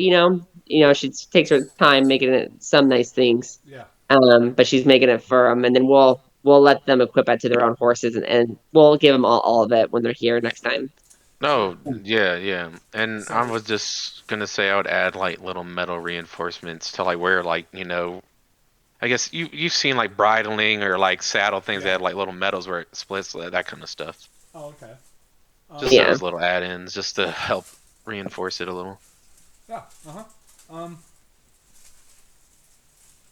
So I'd say by the end of the day, about six. Well, I'll say this at first. About when it's about 3 o'clock, 4 o'clock in the evening, or afternoon rather. I guess that's kind of in the in between. If you if you notice, the snow has stopped, and for the most part, it's pretty cloudy and over like pretty much about as cloudy as it's been over the last couple of weeks. But it's a little, it's a warmed up like maybe a couple degrees, so it's warmer than earlier, but not by Mm-hmm. much. And at this point, does anyone, you two can make a perception check if you want, if you're ever curious to look out the window or whatever the fuck, Yeah. or when you might maybe decide to get out and stretch and maybe walk for a minute or something. Yeah, Sure. or giving English coffee, hot iced Right, coffee. right. Um, you said your character was in skivvies, so Null's handsy. Just Fair saying. enough. She gives him a few spanks every once in a while. Yeah, yeah, yeah. And Right, when she right back does, at it you. messes you up, and like you accidentally burn yourself with a tool that's like really hot, but it doesn't really hurt enough for you to like be mad, but it's also annoying. Oh, Null just. Great. Just a nice red handprint Sure, on her sure. ass. Fair So, enough. perception checks. 14 plus 3 for me, so that's what is that? A 17? 17. 17. Mm-hmm. And Yep. then a 13 plus 2, a 15 for Saf. Okay, so one thing you start to notice, the sound of the wheels and Mm-hmm. the sound of the animals that are making as they walk turns to a very more consistent thud, and you realize you've gotten to the point where the road from now on is now a full cobblestone road, and there are it's not like a it's not completely fenced in, but there is a loose sort of artistic sort of rail that kind of follows on either side, and every like 30 or like 30 to 65 feet there'll be like a stone pillar that has the like it's like a decorative like lamp essentially, and you are seeing now more residential type areas similar to that of Terranford. You when you were going into town, you mostly went through a bunch of farmland, and then you kind of got in the middle of it all where the town itself was. You're kind of in the same process. You're seeing a lot of like large animal farms. You see, there's one field that seems to have at least it almost looks like a large amount of snow until you realize it's just a huge field full of like at least 200 sheep. And then you'll see like these like small dignified ranch houses every once in a while, and but as you continue on further into the ride towards the end of Question. the yes, please. Sorry, I didn't want to interrupt you. No, I no, just go didn't ahead. want. Were we able to be able to buy? How much gold do you have? Oh, Elder? 300 Oh, or just under 300, 298. can we see if we can buy 3 more oxes to create a 4 ox pull? Oh, for sure. Um, Go ahead and make an investigation check. Thank you. You No have six problem. freedom break. Thank you. We start naming animals and I stuff. I was like, there's no way. I huh? Say was what? just thought. I was just. Oh, what'd you say? No, well, like what are we seeing? Sorry, I was a little out of it. What? She's going to try as you guys are passing all these farms, try and find Yeah. someone who will sell you guys an ox. So she's rolling an investigation check. 3 ox. Oh, sure. Can I roll for that as well? She can roll an advantage if you want. You can just help her. Sure. I mean, that's an 18 plus 3 and then an 8 plus 3. So 18 plus 3 for 21. Yeah. In fact, the you do start to see sort of like advertisement like signs every several 20 or 30 feet, and you end up finding a farm called oh boy, Oxford. it's not Oxford. No way, dude. It's going to be called Steamy Landings. Steamy landings. Okay. And as you kind of peel off of the main road, and you pass a couple of houses that are they look to be a little more residential, not necessarily anything tied to any amount of significant amount of land. Um, a lot of the people now that you're seeing that are like walking outside on the roads or like going in and out of these houses, you see are mostly human. In fact, you haven't really you know Urim is a diverse place, but you haven't really seen anything that would like indicate that whatsoever. Okay. Um, uh, it takes you about 30 minutes or so to find this steamy landings. Uh, Oh when you God. get there, it's actually, despite its name, well, maybe not despite, that's a strong word. It's a questionable looking, like the farmhouse that they live in is definitely like old and you imagine it's fairly dirty inside just by the way it looks on the outside. Okay. Uh, but the individual that you end up interacting with is this very greasy old man. He's probably in his late 50s. He does have like this sort of like balding hair, but he, reluctantly keeps it on his head, and the hair that does remain sort of crowns and is greased back. Not sure if it's from his own oils on his head or actual hair gel. It's hard to distinguish because before you can really discern that, you're blasted by like an awful breath of somebody who maybe had just finished eating onions a couple days ago. It's pretty bad. His teeth are yellowing. There's one missing right in the front. Well, howdy day. My name is Samson, and I run this place with my 3 children. Hi, Samson. I. Me and my yeah. Oh, he just kind of gets real close. I see you maybe are looking for, maybe some beast of burden, huh? He looks at your mobile home and he sees that you have currently some ox and a mammoth and a bear currently pulling it. Uh, yeah. Is that what We you need want? we need 3 ox for me and my fiance. Do you have any? Is he shocked at all by seeing this mobile home? Because he's probably never seen anything like this in his life. Um, he roll an insight check. Or a 6'10" orc, half orc wearing nothing but pants? Oh, pause right there. Be right back. Sorry. What's that insight? Let's see. 22. A nat 20 plus 2. Wow. I know. Still a high roll. I understand, Okay, yeah. Hello. So you rolled a nat 20. Yeah, you're old a nat 20 plus 2. So as you kind of look at this guy, he sort of like, he seems like, not only does he seem like a greasy individual, he does seem a little like, weaselly, As you kind of like look at him, he, there is a moment where he does look at the the mobile home, and notices the mammoth and the bear. But as Nal is discussing, he sort of like, let's say, that's hard to say. Like, you pick up on the fact that he is a weasel, and he seems threatened right now, but he's not necessarily giving off any major signs of that. You're kind of picking up some micro expressions here and there. Well, fold her So arms and just eye carefully. but at the moment, he seems to be very distracted by Null. He has almost his full attention. So let's talk about price. What can you offer us for 3 oxes? Good oxes. She'll poke your rib a little bit and goes, "Can we also get like 2 lambs and some chickens and a chicken cage?" You heard the woman.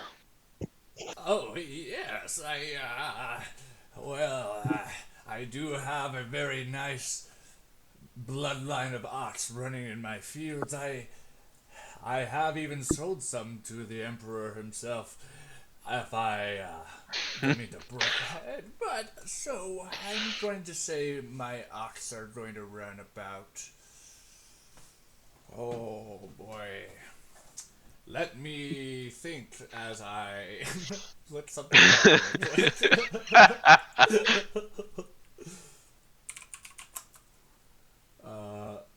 Okay, 1 second, real quick. Bing bong bing. One. Are you recording this, by the way? Yeah. Oh, cool. Awesome. Cool. I need it for reference later. Yeah, sure. Reference for later? Yep, don't worry about it. I'm worrying about it already. So, oh, wait a second. I don't want to see the stat block. Gosh dang it, hold on. 1 more second on top of that, guys. Oh, stat block. I gotta think of some new names for these oxes. Oh, it was, let me see, I think I have their names in my notes.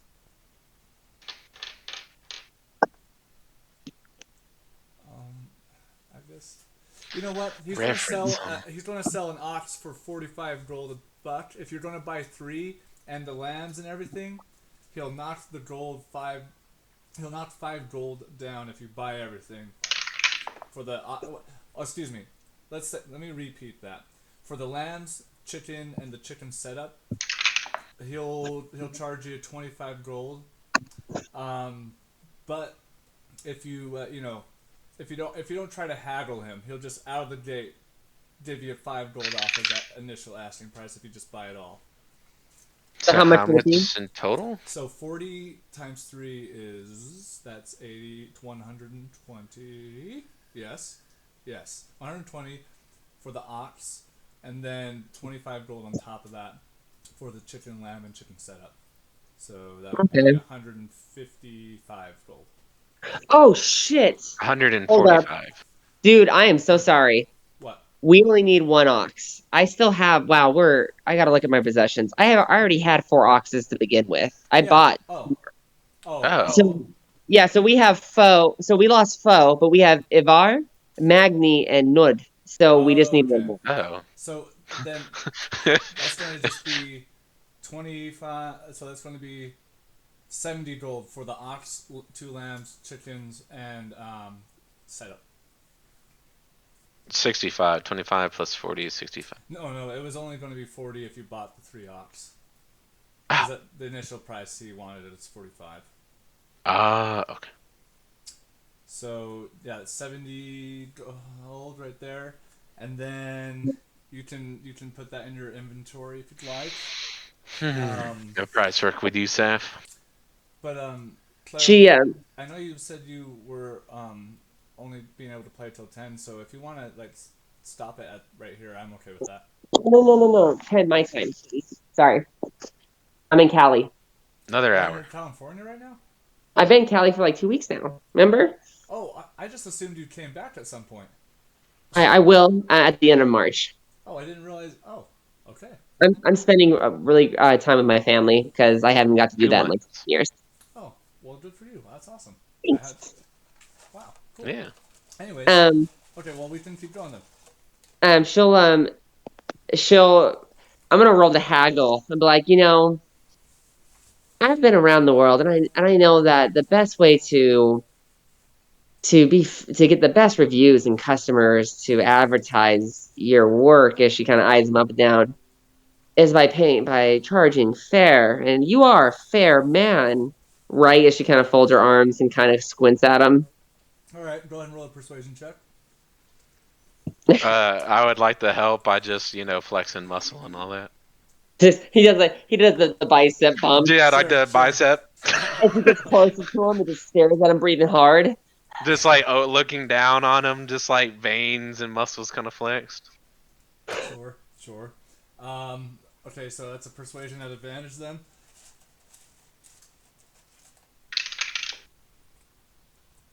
Ooh, that's nice. That's nice. What's your persuasion? Oh, okay, plus 0. So 19. So, um, he kind of looks like he looks for a moment, his body language would suggest that of like a cornered animal. Before he kind of takes a deep breath. I am a fair man, but I can go lower if you can do me a favor. How about that? Huh? That's What's the favor? Yeah, what do you want? well. I have a very friendly competitor, just a couple miles up the road. Maybe you could, I don't know, sabotage some of their, I don't know, ox, and we can maybe come up with a different kind of deal. She looks at Null, looks at him, looks back at Null and goes, he has a competitor, and he doesn't sound very honorable as she pulls a dagger out of her. Oh, he just kind of trips on himself as he takes like 2 steps back. Where's your honor, friend? As she does not like Tsar people. That is not the pagan way. Yeah, like Nal's just like, I already cracked my knuckles, but he's just cracking his knuckles looking at him. I guess we'll just go to the competitor. Fine, I don't want to do any business with you either. And he kind of turns around and like turns too aggressively and like kind of like cracks his back and he's kind of like, oh! And he just kind of limps forward. As he's limping, Nal just she laughs. goes, okay, I guess the 50 gold we'd be willing to give can just go to him. As she kind of like chuggles, she kind of like puts her hand at the bottom of his gold bag and kind of does this to make the gold kind of jingle. And Okay, all right. You know what?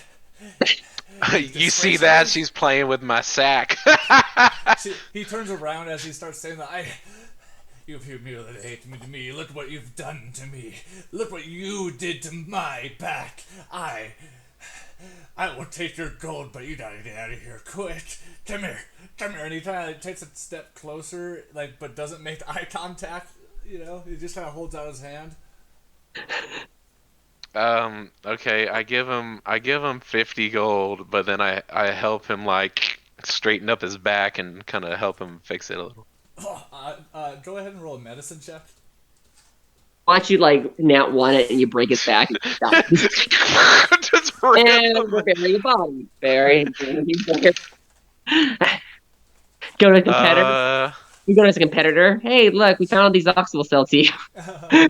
A 9. So you like do the equivalent of like trying to like pop, like kind of pop his back, like the whole you take a deep breath, but he doesn't take a deep breath. He's mostly scared, and when you squeeze, it does pop his back, but in like not a relieving kind of way. And you sort of put him back down. He's like, oh, Charlie! He just starts screaming out the name Charlie, and the ranch house is just down this like little driveway bit.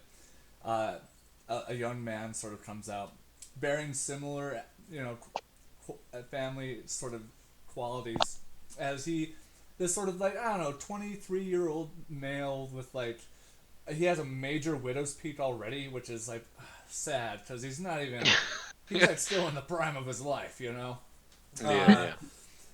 He sort of stumbles out and walks across the way and starts to walk behind, and what you now are getting the chance to notice is there's a large barn that's probably, 80 feet long behind the house, and connected to that and in the surrounding space is a large field of ox, and there's actually a smaller select, breeds of animal, but mostly ox. And over the next, 30 minutes, Charlie is able to help, round up all the animals that you've purchased today and get you set up with all the materials you'll need for the chicken pen and whatnot. And after he sort of like gets done helping you load some of the stuff into your mobile home, he's just like, oh, wow, this is a little cool. Where did you find this? And he kind of points at the mobile home. We built it. I built it. It's one of my original designs. Wow, it's like a wagon or something. He just kind of like starts to like feel it and then sniffs it oddly. After doing so, kind of like realizes he kind of just broke a social norm and like puts down one of the crates. Oh well, I guess I'll see you later. Bye. And he just kind of walks out. Odd fellow. I Feel love like I, I love your DMing. I do. honestly, Remarkable. it's so It's so fucking great. awesome. I love Yeah, that. as he walks Realize, away. Oh, sorry. Go ahead. just realized he broke his social norm. I'll see you later. I'll see you later. You watch as he walks. He slips on a patch of ice that had frozen on the ground and just kind of wow, and he catches himself. He looks back at you, which you two are very much still staring at him. See ya. And he just continues walking. No, just laughs a bit. she Saf just puts her fist out for like a fist bump and just goes, "You can never get enough. This is like free entertainment." And she laughs. No, just gives her a fist bump. She'll hook the with the line on the outside of the wagon that we use for clothing, which is still a pretty thick line. She's gonna Yeah. hook up both the chicken coops there, Okay. and she'll put up a canvas on top of it so they don't have like if it rains they won't get wet. It protects it. So it's like a hanging shelf almost, but it's a chicken Yeah, but cage. it's canvas. Yeah, yeah. Okay. Okay. Well, it's like a wrap. Like I wrap it and then tie Oh, it. I So I'm gonna put understand. it. It's gonna cover the sides and the top, but leave the front part open for air and whatnot. Sure. And I'll take the ox up and like kind of trade out Siegfried and them Okay. Okay. with the ox. yeah, I can't believe we thought we only had one. I'm so I, glad I looked. I don't. That's not in my notes. It's Yeah, that's on me. I forgot. When you said you needed 3 ox, I was like, oh yeah, you do. Yeah, I apparently we was already had a like, powerhouse of oxes on there.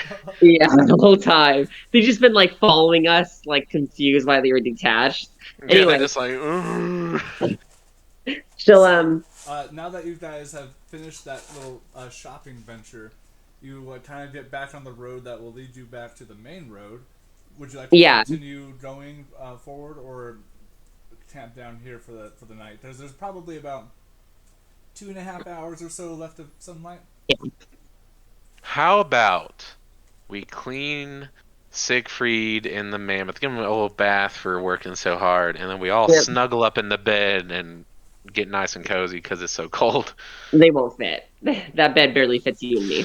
All right, Siegfried gets in the bed and just like a bear blanket, then a bear blanket. It's just like a big, huge like cuddle puddle. Yeah, yeah, Yeah, yeah. big cuddle puddle, Um, man. so we'll have the mammoth on it where our living room area is from the bed. Have us three barely fitting on the bed. Um, and I'll put the lambs in the nursing home where Balder would have slept Sure. and camp for the night. Okay. And Nala just has the book as he's falling asleep. Just, And he's like has a bear on top of him, and the bear's on top of me. Yep. Um, you're on like the chapters nearing the end of the book. If you stay up a little bit tonight, you might be able to finish it. Otherwise, you can finish it in the morning. But the chapter I'll you're stay on, up and do that. okay. So the rest of the book continues to talk about the very process that you just think is kind of like redundant at this point of the whole giving and then the taking and more of the giving and then it's just like this sea of words, but like it's sort of like making sense. You kind of have to kind of go back and read certain sections of chapters that you kind of just like didn't really comprehend the first time around. But the last couple of chapters sort of cover some of the dangers that could potentially come from like like incorrect materials depending on like the potency of the enchantment itself, and then the other chapters will describe the process of the more intensive of an enchantment usually tends to be like greater cost of material and time. Yeah.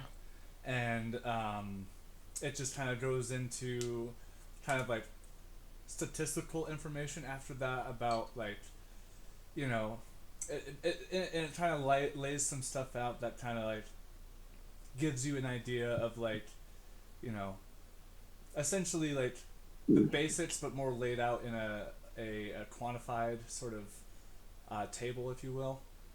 But it gets about 11 o'clock before Saffron. If you haven't fallen asleep yet, Oh, she's been asleep, yeah. but she'll the moment he finishes the book and goes, if he goes like, I guess it makes sense. She'll be like, I told you. Like she'll mumble that in her sleep.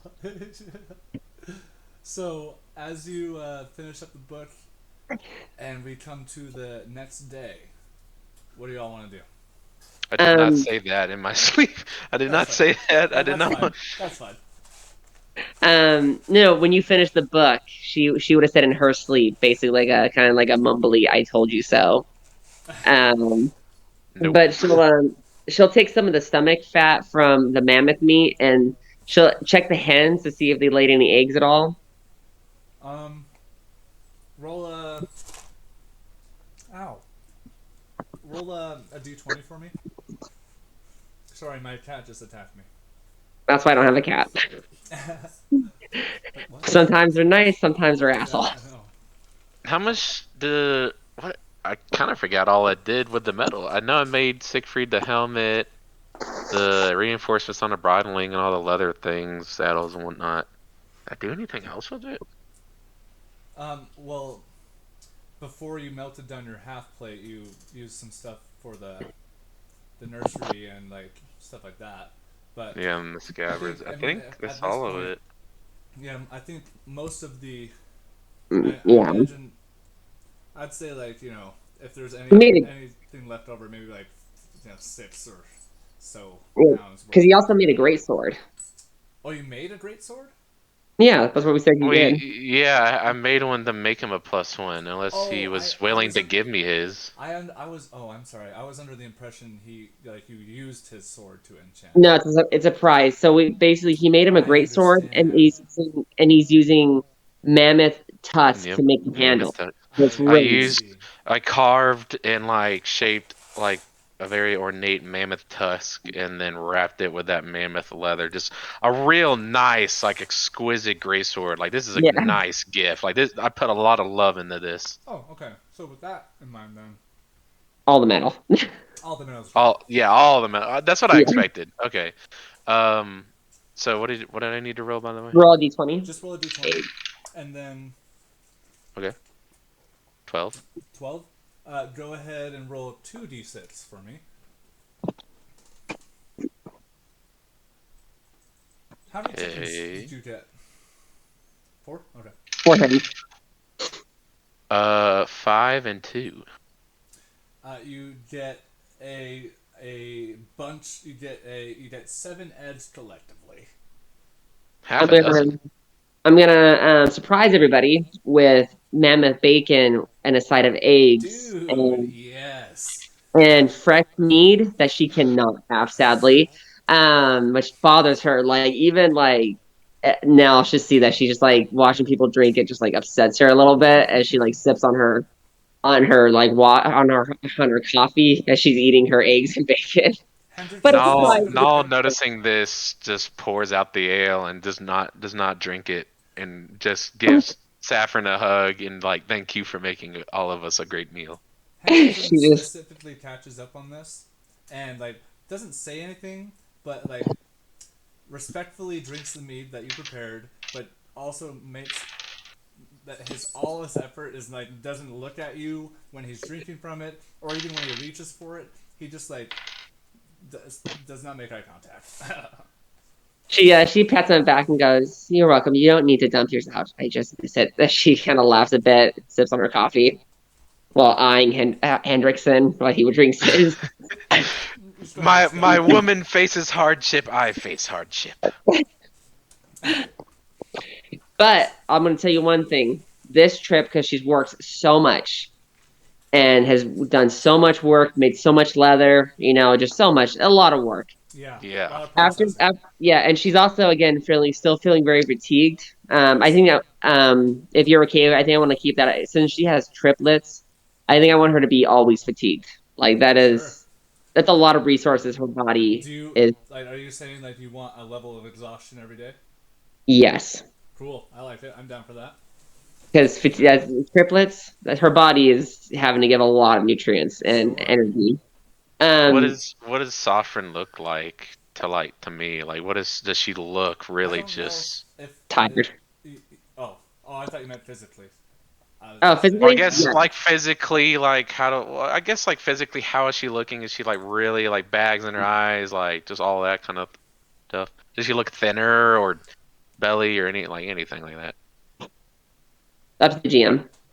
well, I Oh yeah, mean, that's at this point, like, I don't really, I don't know how much would It'd be a make. very small bump. And I Yeah, I mean, don't know if it's it's, like, it's only been a few days. yeah, I don't know if anyone would really like, unless if they intimately knew you might notice. But as far as like your well, general, I mean, yeah, I but do. like, well, and so with that being said, it's subtle.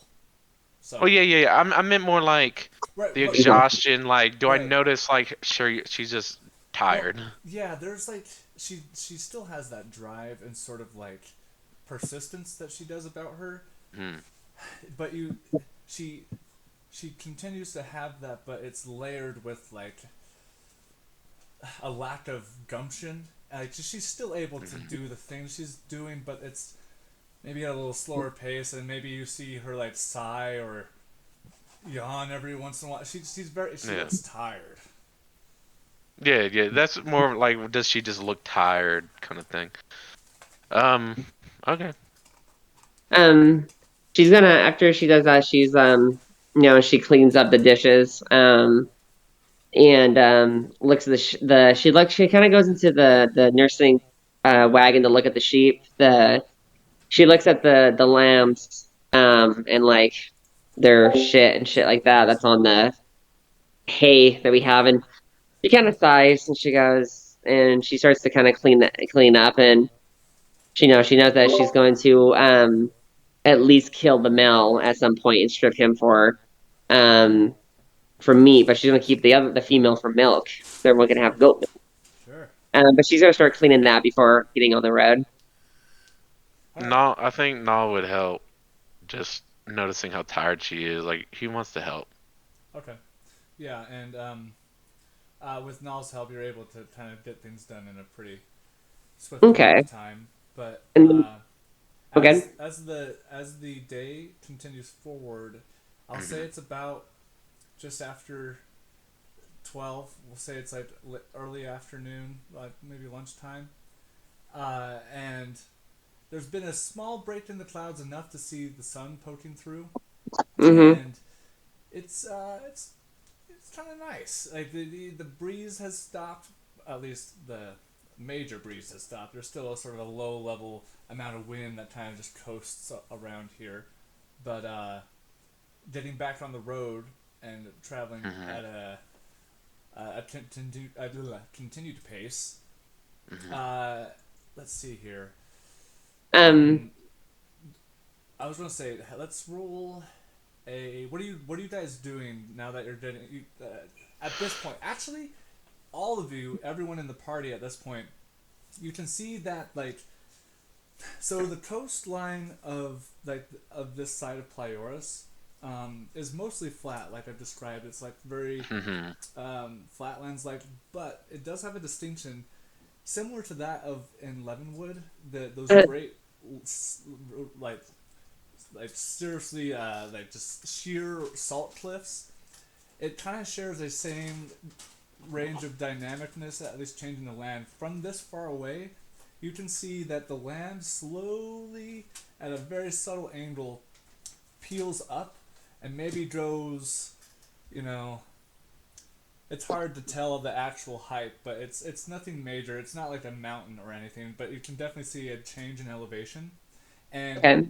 in the center of that, you just see a mass of civilization, large walls that you can barely see from this distance, and a large part of what you assume to be the like the castle that represents where like the emperor stays, just sitting right at the top center square of this little uh, from the city of Urim, essentially. And at this point, the farmland that you would pass over the next 3 hours slowly starts to diminish, and you start to see more neighborhood and small communities start to form.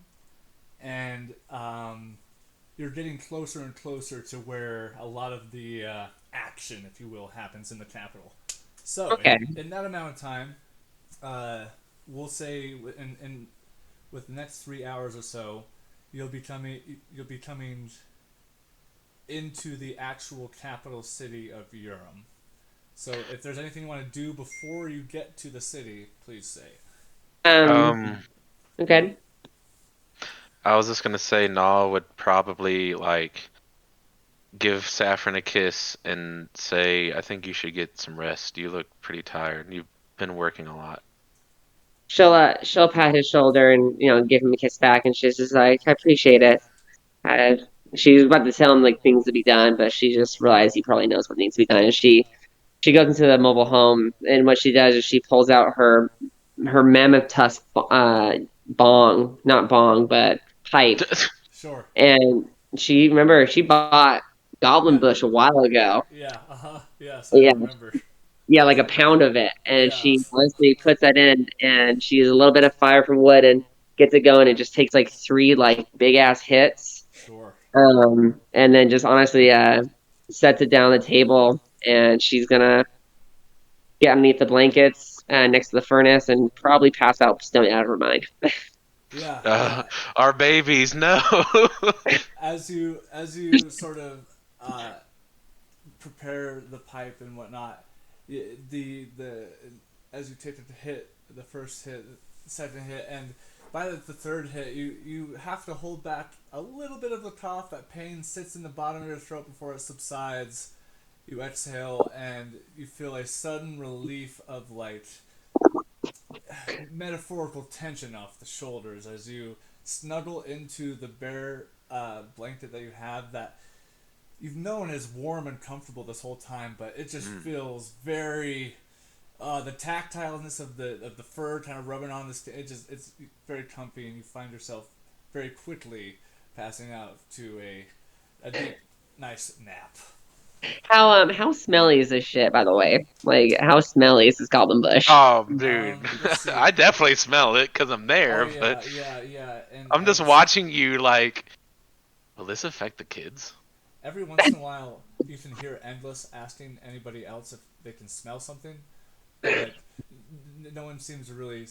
It's stinky enough to like to warrant attention, and it's not so potent where it's like, you know, let's air this sucker out. You know what I mean? I mean, out of character, will that affect the kids? No, Uh, it's a medical herb. It's a herb. No, no, no.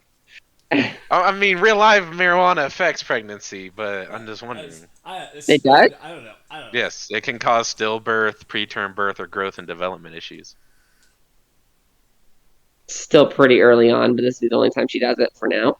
Well, no, I don't care. I We'll look at was. the end side. In this world, Guys, don't make me say that. I don't know.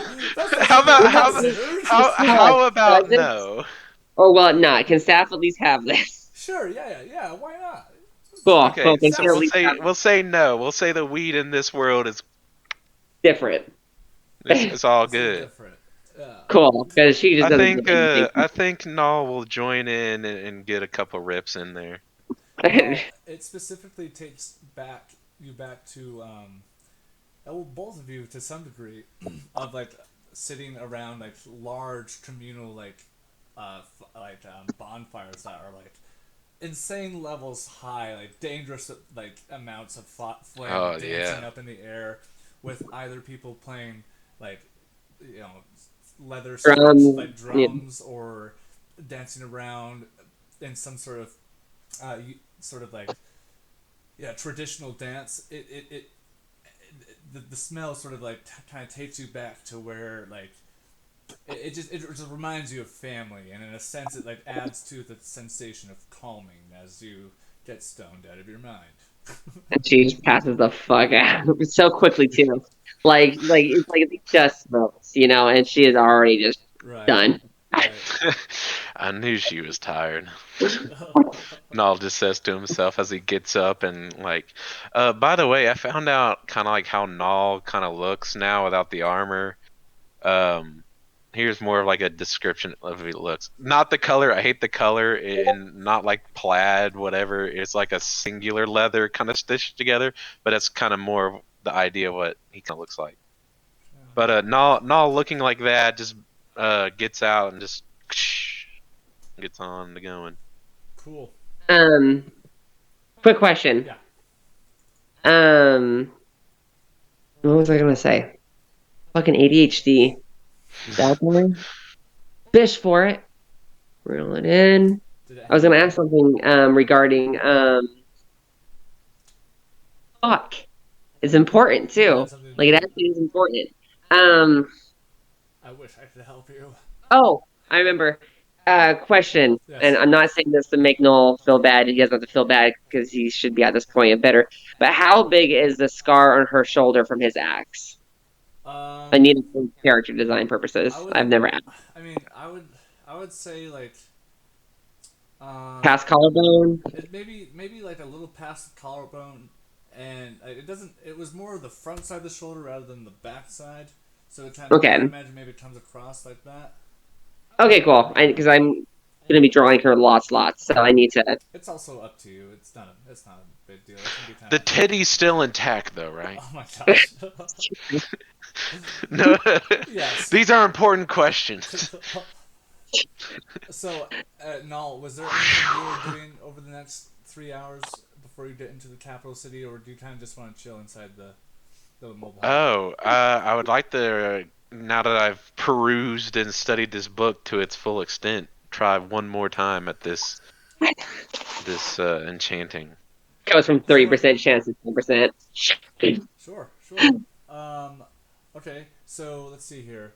I'll say you have enough materials to do this last enchantment. After that, you'll want to go to some sort of shop where you can obtain whatever materials it is we're imagining in our head for enchanting. Um, so let's see here. Yeah, yeah. Let's go ahead and have you roll another um, Arcana check. But it's still going to be at disadvantage, though. All right. You're still a newbie. I know. I wake up and he's all like floating, and the sword's floating. His eyes are glowing, and all Oh, these fucking voices. that's a 6. A 6. So Yeah. let's see here.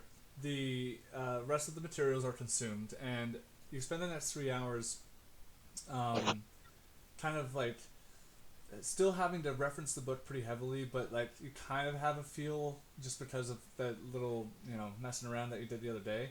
What are you enchanting? Sword. I'm trying to make the gift like the +1 more permanent, really. Okay, so you're just going to try and enchant like a different sword or something? Because that sword's No, already same. enchanted. Oh, Oh, I then couldn't try enchant like strengthening the enchantment to make it more permanent.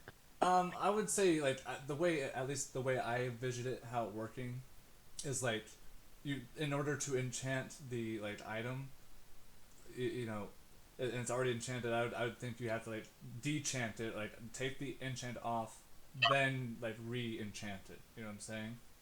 he probably has some materials. Enchant my bow or your axe.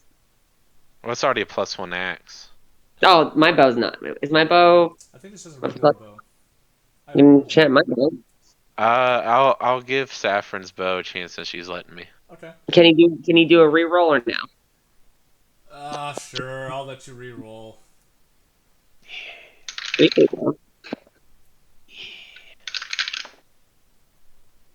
A 9. Hey, it's not a 6. Yep. But it is a nice combination of numbers. I would say over the next 3 hours, Nice. as you are concentrating heavily, and you actually start to develop a little bit of a headache behind your right eye, as a bead of sweat sort of like pours down the side of it, and you're just like concentrating as unifiedly as you can. I will. Okay. Just roll another d20 and tell me if it's an odd or an even number. Your bow on an odd chance will It's tell a to hit 2, you. so it's even. Okay. In my head, I was going to say it was if it was an odd number, it was going to be another mishap like you did with the sword. But if it was an even number, I was going to have it once a day. You are able to cast the light cantrip with your bow and arrow. Hell yeah! What's the light cantrip do? It emits a 60-foot light of light. Fucking bet. That's badass. Actually, I'm down for I it. I take Saffron's bow and I write a little note on it, and I like put a little bow, like a bow on the bow, like a present bow, Sure. with the note saying like it's enchanted with the light thing, and then I just like lay on the In those bed, words. just like just like exhausted from it, Right. just like with the headache. With the Yeah. headache, I'm like covering my eye. Funny you say that. I literally always get headaches behind my right eye, like right here. So it Oh. feels like this entire part of my head's taken off. It's like it hurts. And So it's like, so I'm just sitting there holding it like, and you are able to lay down for just like maybe 10 minutes, like you're like just about to fall asleep, even like despite the headache that you have, and then you start to hear the god awful noise that no one appreciates, the squawking of a choir of seagulls as they just begin to mine. as they squawk and squawk, and then you just start to hear more chatter amongst your carriage, excuse me, your mobile home, and as you sort of shoot up and sort of pissed off, I'm like, Yeah. you look out the window and you see that there are a shit ton of people right now. The road that you're traveling on has widened to about 50 feet wide, and it has kept that cobblestone sort of road that you've been traveling on for days now. Um, Ooh, any reactions to the mobile home? I, roll a general charisma check. Just a just a neutral charisma check. I'm doing this for Nall since she's asleep. I mean, well, based off of her Oh. charisma, just as she built it. Oh Yeah. yeah, yeah. Okay. This isn't specifically something Uh, she's doing. It's just more like her work. so like just add her charisma, like charisma mod. Okay, Yeah, so it's just a 7 outright. I 7. would have had a +1. As you are looking out the window and all, every handful of people do kind of like do the whole whoa, that's a nice car, but most of the people are pretty disinterested because Wow. at the moment there seems to be a bit of a heavy guard presence. You haven't quite made it through the actual city walls itself. You look forward, and it's maybe another half a mile or so where the actual city gates are, which stand uh, about 80 feet tall. And you Damn. Mhm. do see some people walking on top of it. The gate is a large oh shoot, what's it called? Um, oh, I always forget what it's called. It's like the gates that are like crisscross applesauce, the iron bars. What's that called? I don't know. Anyways, for the lack of a better word, Describe it one more time. it, What it is it? it's just like it's iron bars that are in a Yeah. crisscross pattern, and it's like Interlocking? it's yeah, well, not I guess interlocking, but it's like it's impassable because like it's iron Yeah, bars. yeah. Anyways, it doesn't Oh matter. yeah, Mm. okay, I get what you're saying. Yeah, yeah. Yeah, yeah. The gate itself opens up to maybe about 40 feet, and it's pulled up to about 3/4 of the way. There is a shit ton like you've seen like large bouts of Urim soldiers in general just traveling through the Empire countryside, but there's a distinct amount of their presence just even outside the city this close, and there's seems to be at this point Endless comes to a stop, and ahead of you is like essentially like 50 or so different people trying to get into the city, and this is the line. It's about a half a mile long. Uh, More people are leaving the city than are actually being let into the city. It seems like a bit of a process. Um, so over the next hour or two, as you get yourself ready to plead your case to be let within the city, is there any conversation to be had? Yeah, Um, um, so Nall's just like, damn this headache. and Saffron at a certain Do I- point. Oh, sorry. Go ahead. No, you go ahead. I was probably about to ask what you're about to say. I was just about to say when the mobile home comes to a stop, but then continues forward. That initial nudge gets you awoken just for a minute, and you just see Nala just like grabbing his head, seeming like he has like a headache out of hell. Just covering my right eye. Just. She coughs a little bit and rubs her face and she looks at you. She goes, "Are you okay?"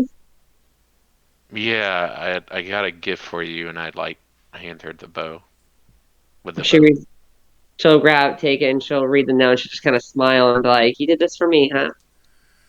Just for you. I appreciate it. You should lay down and close your eyes for a bit to let your headache." Goes away and she gets up and she puts one arm on his shoulder and gives him a kiss before putting the bow safely away. Um, and she'll make him some hot tea to help his head. Do I see her scar? Uh, yeah, are you wearing? Are you wearing something that would be hiding or concealing your scar on your shoulder?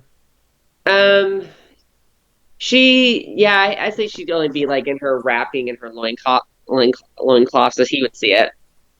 Yeah, you see it as she kind of helps you lay down. So I'm just like staring at it, and I like almost touch it and rub my hand across it. She'll put her hand on his head and put her and caress his forehead and be like, "Don't worry, this wasn't from you. It was from that bastard, and we will kill him." As she kisses his forehead before starting to get ready. And I'll just kind of like lays over on his side, just holding his eye closed. And she'll give him that hot tea before she grabs the red ruby that she still has, and she grabs her patent book of the mobile home. Great. And over the next, a little over an hour or so goes by, continuing to wait, and you're really only moving every couple of minutes. And when you start to move, you only move like a couple of feet, and it's Yeah, not very like encouraging whatsoever. Especially if you're impatient, which you now see for the first time. Hendrickson, if you notice him walking outside next to his car, is actually expressing pretty like visible levels of like being perturbed, which is unlike Hendrickson. He usually tries to keep his cool. Um, you're about three people behind in line when you see somebody who was trying to get into the city is now being removed from the premises, and you do hear like shouts coming from the men who are being arrested, but for whatever reason they're being taken into custody, and the troop of people as well with them, and you now see a handful of guards going through their things and unloading what seems to be some sort of thing that got them in trouble. And I think I want to leave it off right there for tonight. I want to get into Damn. your I want to get into your room with the rest of the party. that's Ah so man, funny. I was like on the edge of my seat. Oh, what a So quick, cliffhanger. quick question. Sure. So